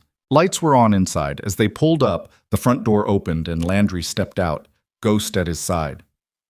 "Inside," Landry said. "Both of you." The house was warm and smelled like coffee. Landry led them into a living room with furniture that looked comfortable but not expensive, and a desk in the corner covered in maps and documents. He gestured toward the couch. "Sit. Tell me everything." Maya went through it again. Amiri, the federal interview, the intruder, the phone call. Landry listened without interrupting, his expression growing darker with each detail. When she finished, he turned to Davis. "You bring your kit?" "In the truck." "Get it. We're running a full security sweep. If they're tracking her phone or her car, I want to know." Landry turned back to Maya. "You're staying here until we figure out what we're dealing with. No arguments." "I can't just disappear. I have a job, Your job won't matter if you're dead." Landry's tone was flat. "These people don't make threats they're not prepared to follow through on. If Korash thinks you're a liability, he'll eliminate you. Simple as that." Maya's hands were shaking again. She pressed them against her knees. "What am I supposed to do?" "Let me make some calls. See if I can get you protection that isn't contingent on federal cooperation." Landry moved toward the desk and started pulling files. "In the meantime, you don't leave this property. You don't contact anyone outside this room. And you don't use your phone for anything except emergencies." Davis came back inside carrying a black duffel bag. He set it on the coffee table and started pulling out equipment, signal detectors, bug sweeps. devices Maya didn't recognize. "Phone," Davis said. Maya handed it over. He ran it through a scanner, frowned, then pulled the SIM card and snapped it in half. "They were tracking you, not just location, full data access. Every call, every text, everything." He handed the phone back minus the SIM. "It's clean now, but useless for communication. You need a burner." Landry tossed a prepaid phone across the room. Maya caught it. "Numbers already programmed. Only 3 contacts, me, Davis, and someone at DOD who owes me a favor." "What about my car?" Maya asked. "Already swept it," Davis said. "Found a GPS tracker under the rear bumper. Disabled it, but left it in place so they think you're still at your apartment." Maya felt the walls closing in. 24 hours ago, her biggest problem had been hospital politics. Now she was sitting in a colonel's living room with federal agents on one side and smugglers on the other, and everyone seemed to think she knew something worth killing for. "I don't understand what they want from me," she said quietly. "I don't remember faces. I can't identify anyone. I'm not a threat." "You're a witness," Landry said. "Even if you don't remember anything useful, they don't know that. And as long as there's a chance you could testify or identify someone, you're a loose end." He pulled out a chair and sat across from her. "But here's the thing. You've got leverage too." "What leverage?" "Me, Davis. The fact that you saved my life and half the medical staff at Riverside General is ready to riot if anything happens to you." Landry leaned forward. "These people operate in shadows. They don't like attention. Right now you're too visible to disappear quietly. That buys us time." "Time for what?" "To find out who's pulling the strings and cut them off at the source." Maya stared at him. "You want to go after Korash. I want to make sure he understands that coming after you is more trouble than it's worth." Landry pulled out his phone. "I'm making some calls. You get some sleep. Guest room's upstairs, second door on the right." Maya didn't argue. She was too tired to argue. She climbed the stairs, found the room, and collapsed on the bed fully clothed. She didn't expect to sleep, but exhaustion won out over adrenaline, and when she opened her eyes again, sunlight was streaming through the window and the smell of bacon was drifting up from the kitchen. She checked the burner phone. 7 a.m. She'd slept for 6 hours. Downstairs, Landry and Davis were sitting at the kitchen table with coffee and a stack of documents spread between them. Ghost was lying under the table, head on his paws. "Morning," Landry said. "Coffee's fresh." Maya poured herself a cup and sat. "What'd I miss?" "Couple things. First, the feds moved Amiri out of Riverside General overnight. He's in protective custody at a secure location they're not disclosing." Landry slid a document across the table. "Second, this came through about an hour ago. Incident report from hospital security." Maya scanned the page. Someone had attempted to access the trauma bay where Amiri had been treated. They'd been caught on camera, but not identified. The timestamp showed it had happened at 3 a.m., less than 12 hours after Amiri had been transferred. "They're looking for records," Davis said. "Patient files, treatment logs, anything that might tell them who worked on him." "Which means they'll find my name," Maya said. "They already have your name. This is confirmation." Landry took the document back. "But here's where it gets interesting. The person who tried to access those records wasn't some hired thug. Security footage shows someone in hospital scrubs with an employee badge." Maya's stomach dropped. "Someone who works there. Or someone who stole credentials from someone who works there." Landry pulled up a photo on his phone and turned it toward Maya. "Recognize this person?" The image was grainy, but clear enough. A man in his 30s, hospital badge clipped to his scrubs, walking through the corridor outside the trauma bay. His face was angled away from the camera, but something about his posture was familiar. Maya leaned closer. Then she saw the badge. It wasn't a real employee badge. The photo was wrong. The name didn't match the face, and the name on the badge was Richard Hale. "That's not Hale," Maya said. "No, but whoever it is used his credentials to get access." Landry's expression was grim, which means either Hale's in on this or someone's setting him up to take the fall. "Where's Hale now?" Maya asked. "Good question." Landry made a call. It rang 4 times before someone answered. "This is Colonel Landry. I need to know Richard Hale's current location." Yes, the security director. Hospital emergency. I'll hold. He waited. His expression darkened. When? And nobody thought to report this? He ended the call. Hale didn't show up for work yesterday. Hasn't answered calls. His apartment's empty. Davis swore under his breath. He either ran or someone grabbed him. Or he's the one coordinating this whole thing, Maya said quietly. Both men looked at her. Think about it, Maya continued. Hale's been digging into my background for weeks. He had access to my deployment records, my service history. He knew I'd treated civilians at that FOB.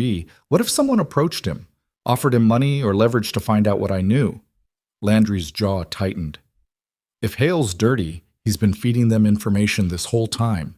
Your schedule, your address, where you'd be vulnerable. And now that things are escalating, he's either in hiding or he's been eliminated because he's a liability. Davis stood. We need to find him. Either way, he's a thread we can pull. Leave that to me, Landry said. I've got contacts who can run this down faster than local PD. He turned to Maya. In the meantime, you're not going back to the hospital, not until we know who we're dealing with. I can't just stop working. You can and you will, because the moment you step back into Riverside General, you're exposed. No security, no backup. Just you in a building with 100 access points and 1,000 people coming and going. Landry's tone left no room for argument. You stay here. You stay safe. That's the deal. Maya wanted to argue, but she knew he was right. The rest of the day passed in tense waiting.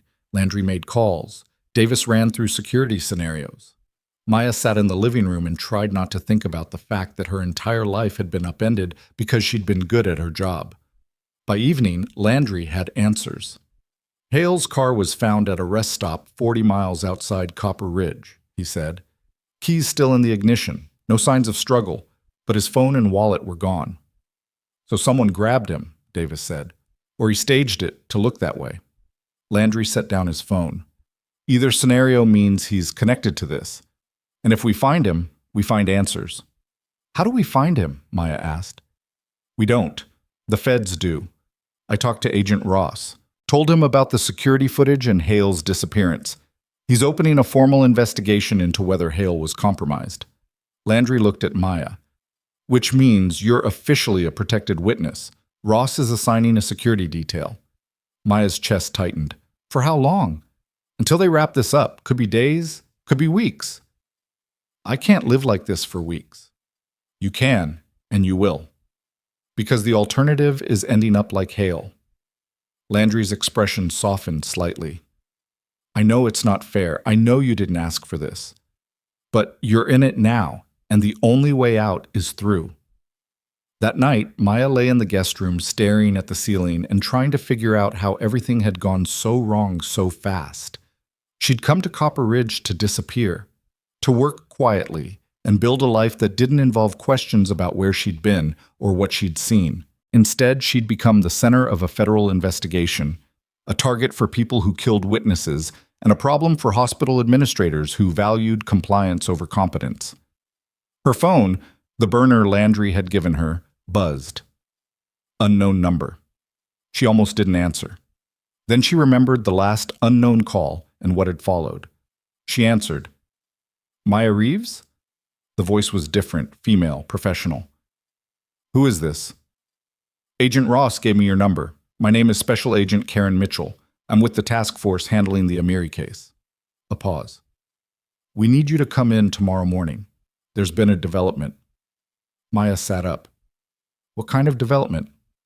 The kind we don't discuss over the phone. Be at the federal building in Missoula by 9 a.m. Come alone. Don't tell anyone where you're going. I'm under protection. Landry assigned. Landry doesn't have jurisdiction here. This is a federal matter. Mitchell's tone hardened. 9 a.m. Don't be late. The line went dead. Maya stared at the phone. Something about the call felt wrong. The tone, the directive to come alone, the insistence on secrecy. She went downstairs. Landry was still up, sitting at the desk with Ghost at his feet. I just got a call, Maya said. Someone claiming to be a federal agent. Wants me to come to Missoula tomorrow morning, alone. Landry's expression went cold. What name did they give? Karen Mitchell said she's with the task force. Landry pulled out his phone and made a call. It was answered immediately. Ross, this is Landry. You have an agent named Karen Mitchell on your task force. He listened. His jaw tightened. That's what I thought. Yeah, we've got a problem. He ended the call and looked at Maya. There's no agent named Karen Mitchell, and the task force isn't operating out of Missoula. Maya's blood turned to ice. Then who called me? Someone trying to get you isolated. Landry stood. They're making a move, tomorrow morning, and they wanted you alone and unprotected when it happened. Davis appeared in the doorway. We need to flip this. Agreed, Landry said. They set a trap. We turn it into an ambush. He looked at Maya. How do you feel about bait? Maya's heart was pounding, but her voice came out steady. Tell me what you need me to do. The plan was simple in the way military operations were simple. Clear objectives, defined roles, and the understanding that everything could fall apart the moment contact was made. Maya would drive to Missoula alone, following the route the fake agent had implied. Landry and Davis would shadow her in a separate vehicle, staying far enough back to avoid detection, but close enough to intervene if things went sideways. Agent Ross and his actual team would be positioned at the federal building, ready to move the moment they had confirmation of who was behind the calls. The assumption was that whoever wanted Maya isolated would make their move during the drive, somewhere remote, somewhere they could operate without witnesses.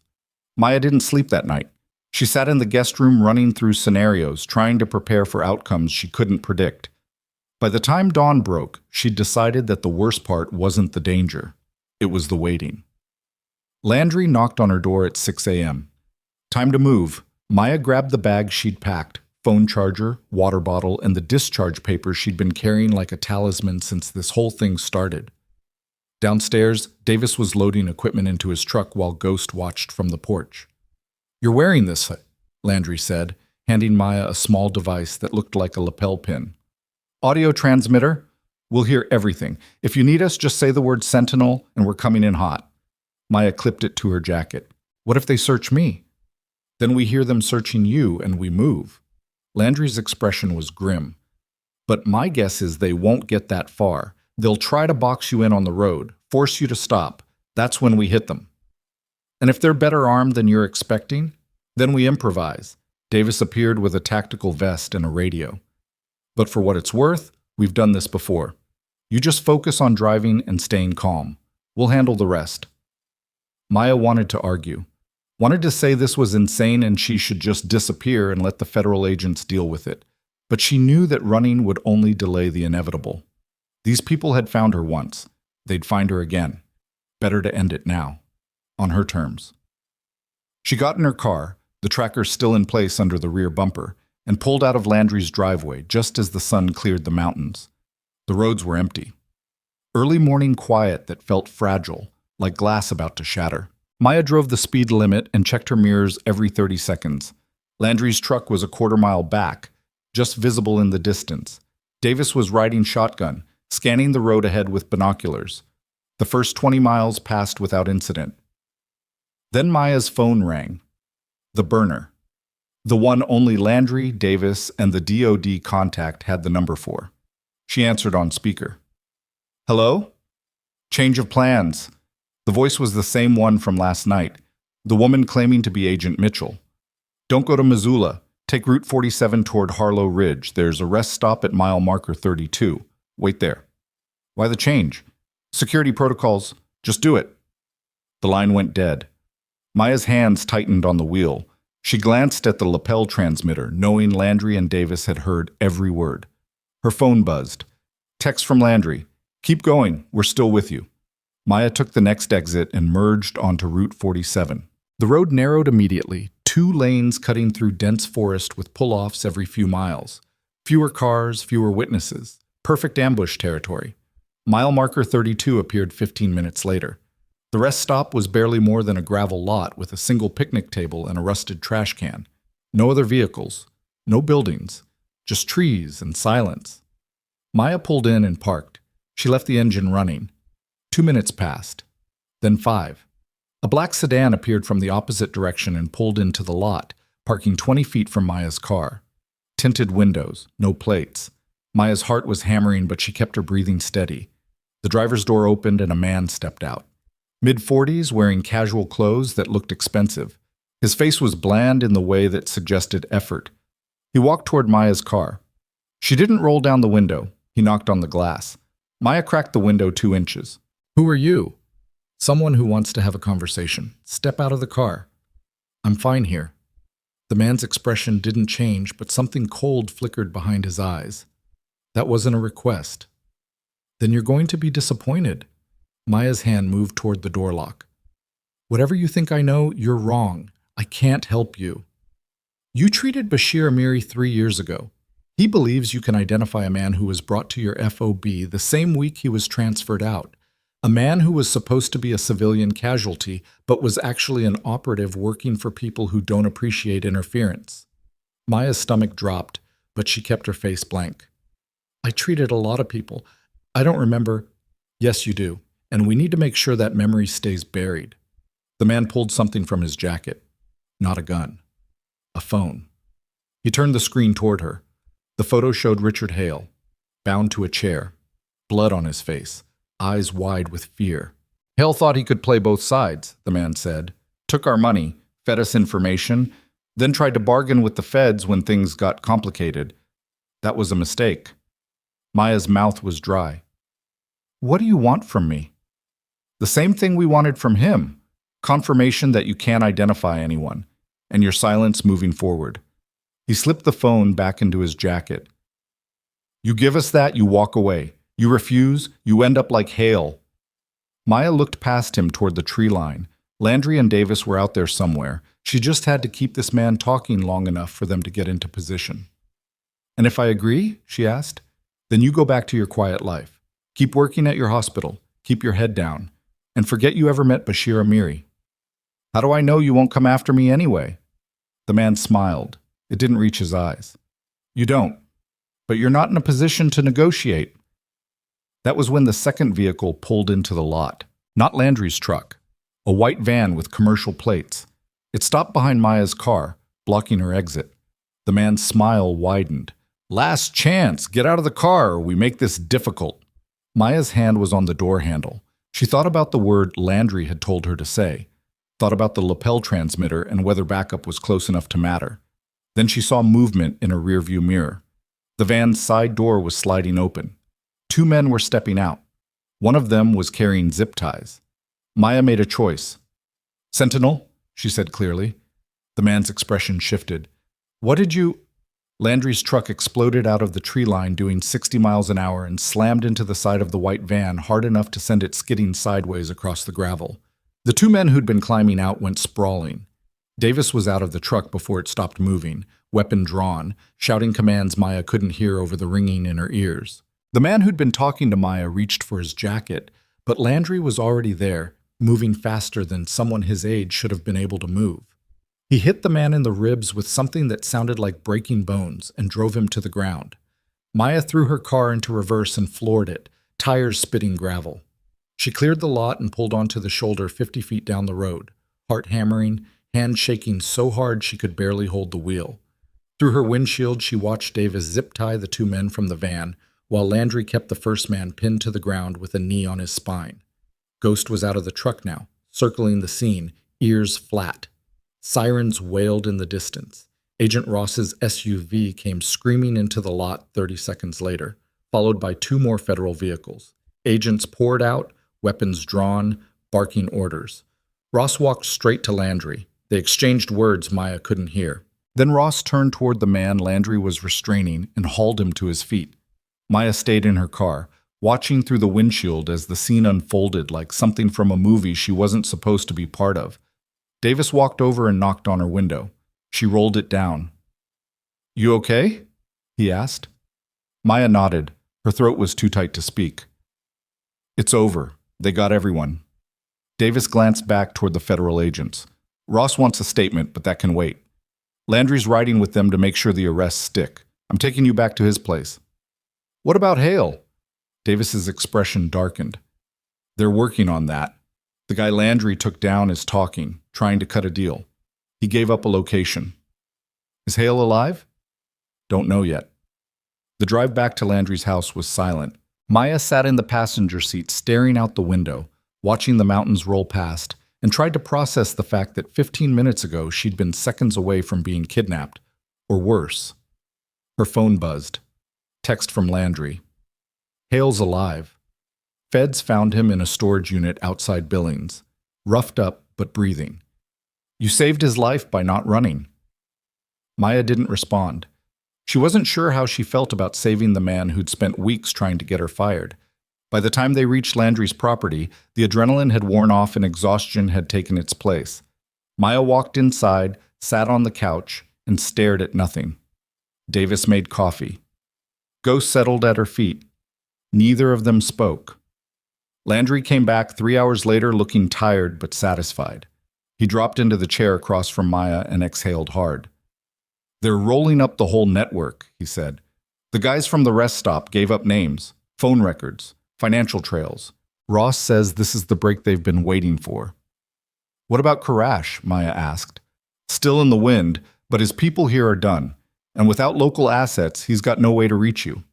Landry leaned forward. It's over, Maya. You're safe. Maya didn't feel safe. She felt hollowed out, like someone had reached inside her chest and removed everything that made her steady. Hale's asking to see you, Landry said carefully. Maya looked up. Why? He wants to apologize, or explain. Ross didn't give me details. Landry's expression was unreadable. You don't have to go, but he's being held at a federal facility in Missoula for debriefing. If you want answers, now's the time. Maya thought about it. Thought about Richard Hale sitting in his office, accusing her of being a security risk. Thought about the complaints and the administrative leave and the way he'd made her feel like being competent was somehow suspicious. I'll go, she said. The federal facility was an unmarked building downtown that looked like an accounting firm but felt like a bunker.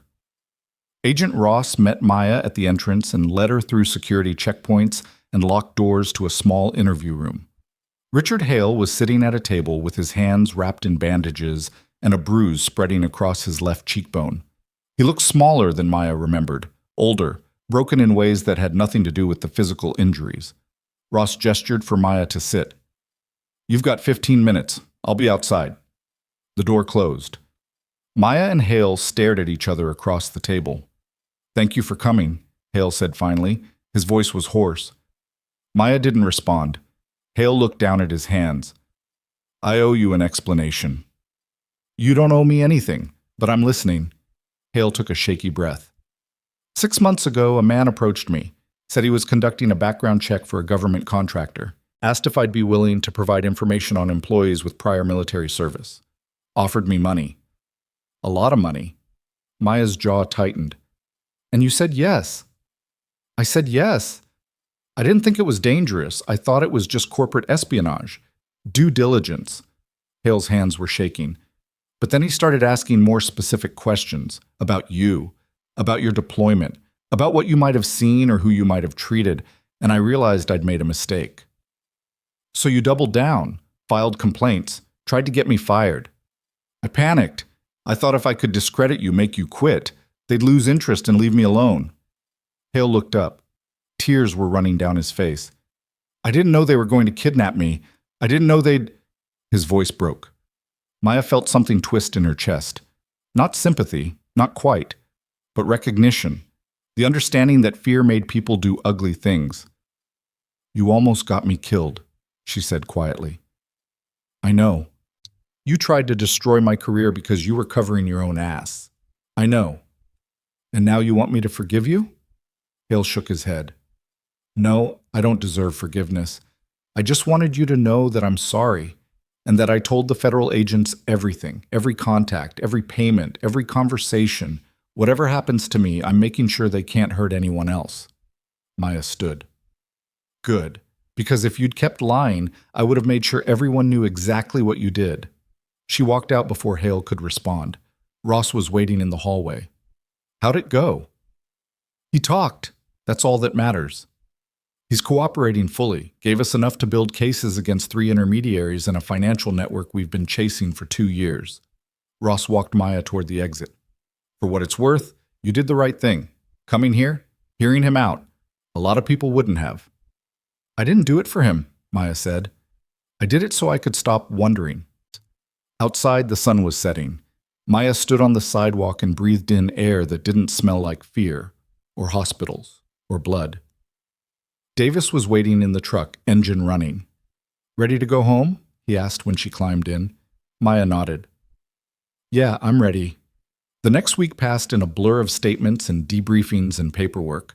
Agent Ross walked Maya through the entire timeline, filling in gaps she hadn't known existed. The man from the rest stop was named Viktor Petrov, a fixer who'd been working for Korash for years. The men in the van were local hires, contract muscle with no loyalty beyond the paycheck. Hale was being charged with conspiracy and obstruction, but would likely avoid prison in exchange for his cooperation. Amiri was still in protective custody, his location undisclosed even to Maya. And Koresh himself remained at large, though Ross seemed confident that dismantling his network in the States had significantly weakened his ability to operate. He'll surface eventually, Ross said during their final meeting, and when he does, we'll be ready. But for now, he's someone else's problem. Maya returned to Copper Ridge 10 days after the ambush. She drove past her apartment, still feeling exposed, still not ready to go back, and headed straight to Riverside General. Patricia met her at the entrance with a hug that lasted longer than professional and eyes that looked suspiciously wet. You're back, Patricia said. I'm back. Good, because this place has been a disaster without you. The ER was exactly as Maya remembered. Too loud, too busy. Controlled chaos held together by people who knew what they were doing and cared enough to do it right. Dr. Singh spotted her and crossed the room. Reeves, welcome back. I've got a sepsis case in Bay 3 that could use your eyes. Maya pulled on gloves and followed him. The patient was a woman in her 60s, hypotensive and tachycardic, with a history that suggested pneumonia progressing to systemic infection. Maya ran through the assessment, called out findings, started fluids while Singh ordered antibiotics and chest imaging. It was routine, familiar, the kind of work she could do without thinking, and for the first time in weeks, Maya felt like herself again.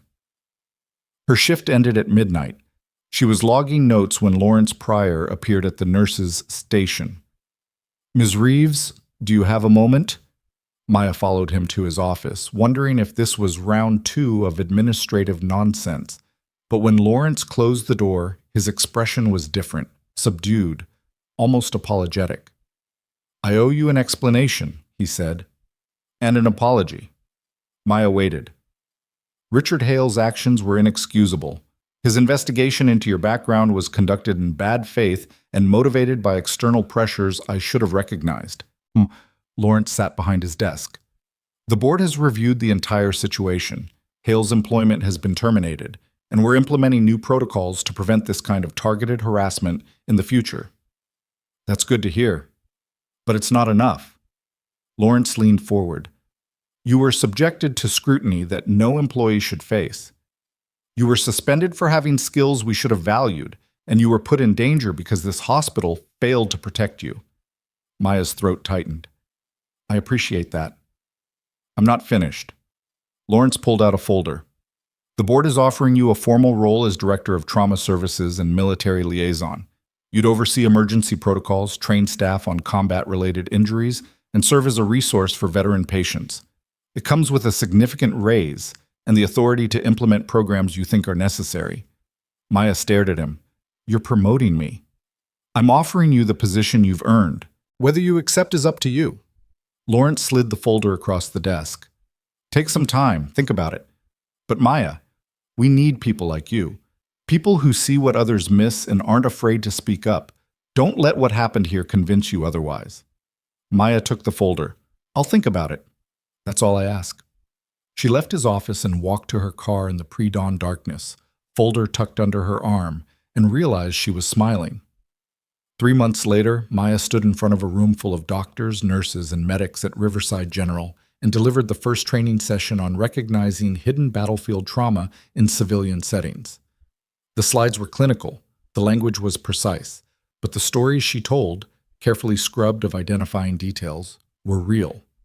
A collapsed lung masked by blood loss, a vascular injury presenting as routine pain, The subtle signs of compartment syndrome that most people missed until it was too late. Doctor. Cross sat in the front row, taking notes. Patricia was in the back, arms crossed, grinning. Even Dr. Singh had shown up, looking skeptical but engaged. When the session ended, a young nurse approached Maya. That was incredible. I've been working ER for 2 years and I've never heard anyone explain it that clearly. Glad it helped, Maya said. Can I ask you something? The nurse hesitated. The stuff about deployment, you really saw all that? Maya thought about the question. Thought about the FOB and the patients and the nights when the incoming wounded outnumbered the hands available to treat them. Yeah, she said. I saw it. How do you deal with it? The memories? Maya looked around the room. At the people who'd fought for her when she'd been too tired to fight for herself. At the hospital that had almost destroyed her but was now giving her a platform to teach what she knew. You use it, she said finally. You take what you learned and you make it mean something. You don't let it define you, but you don't pretend it didn't happen either. The nurse nodded slowly. Thank you. Maya packed up her materials and headed for the exit. Ghost was waiting in the hallway, officially registered now as a therapy dog, working with veteran patients under Landry's supervision. The colonel was leaning against the wall looking healthier than he had in months. How'd it go? Landry asked. Good. People actually listened. Of course they did. You're the one who saved my life. That carries weight. Landry pushed off the wall. Come on, I'm buying you coffee. They walked to the cafeteria together, Ghost padding between them, and Maya realized something had shifted. The quiet nurse who'd kept her head down was gone. In her place was someone who'd been tested and hadn't broken, someone who'd been underestimated and had proven every doubt wrong, someone who'd learned that competence didn't need permission to be valuable. Over coffee, Landry told her about a program he was starting, a veterans support network focused on connecting former military medical personnel with civilian healthcare roles. We need people like you, he said, people who know both worlds and can help others make the transition without losing themselves in the process. You want me to help run it? I want you to co-lead it, with full autonomy and funding that actually matters. Landry's expression was serious. You've got skills most people will never have, and you've got a story that needs to be told, not for sympathy, not for spectacle, but because there are hundreds of people out there who feel like they have to hide what they've done in order to be accepted. You can change that. Maya thought about the phone call that had started all of this, the man who'd known what she'd done in Kandahar, the fear that had driven her to bury her past so deep, she'd almost convinced herself it didn't matter. I'll do it, she said. 6 months after that, Maya stood on a stage at a regional medical conference and told a room full of healthcare professionals about the gap between military and civilian medicine, about the nurses and medics who came home with skills that could save lives but were treated like liabilities because their experience didn't fit inside comfortable boxes, about the cost of underestimating people who'd learned to work under impossible conditions. The applause was loud. The questions afterward were thoughtful. And when it was over, a hospital administrator from Billings approached her with a job offer she politely declined because Riverside General was her home now, and she wasn't interested in starting over. Patricia threw her a party that night. Half the ER staff showed up. Dr. Cross gave a toast that was equal parts sincere and sarcastic. Even Dr. Singh cracked a smile. Maya stood in the corner with a beer she wasn't drinking, watching people laugh and argue and exist in the messy, complicated way humans always did, and felt something settle in her chest. She'd been afraid for so long, afraid of being seen, afraid of being judged, afraid that the parts of herself she'd tried to leave behind would define her in ways she couldn't control. But the truth was simpler and harder than fear.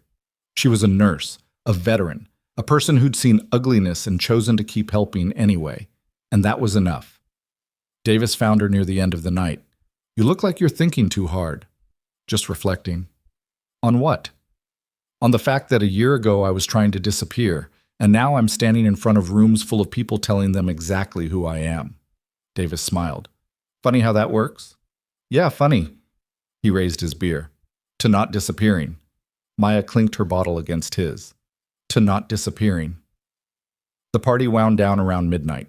Maya drove home to the apartment she'd finally moved back into after installing better locks and a security system that would have made Davis proud.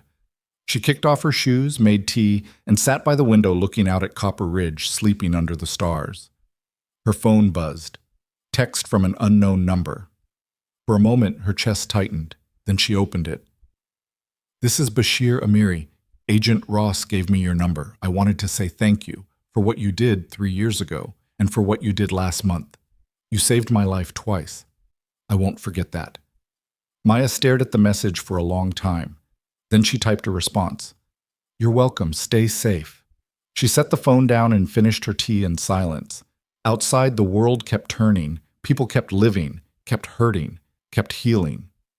And Maya Reeves, nurse, veteran, survivor, sat in her quiet apartment and understood that the thing she'd been running from wasn't her past. It was the fear that her past made her weak. But strength had never been about hiding. It had been about standing still when the world told you to run, about speaking up when silence was easier, about believing that who you were mattered, even when people tried to convince you it didn't. She'd been underestimated, doubted, nearly destroyed, and she'd walked through all of it and come out the other side not unchanged, but unbroken. That was the story worth telling, not because it had a perfect ending, but because it had a real one. Maya finished her tea, washed the cup, and went to bed knowing that tomorrow she'd get up and go back to work. She'd train nurses who needed to learn what she knew. She'd treat patients who needed someone who understood that trauma didn't always show up on scans. She'd live her life out loud instead of in the margins. And when people asked who she wouldn't hesitate. She was Maya Reeves. And that was enough. The end. The people who tried to silence competence learned it couldn't be buried. The woman they underestimated became the one they couldn't ignore. And the nurse who just wanted to work quietly built something louder than fear. Sometimes the greatest act of courage isn't fighting back. It's refusing to shrink. It's standing in your truth even when the cost feels unbearable. It's believing that your skills, your experience, your voice, they matter. Not because someone gave you permission, but because you earned them. Maya's story isn't about being perfect. It's about being present. About showing up even when the world makes you feel invisible. About knowing that the people who diminish you don't get to define you. Strength doesn't announce itself. It just keeps going.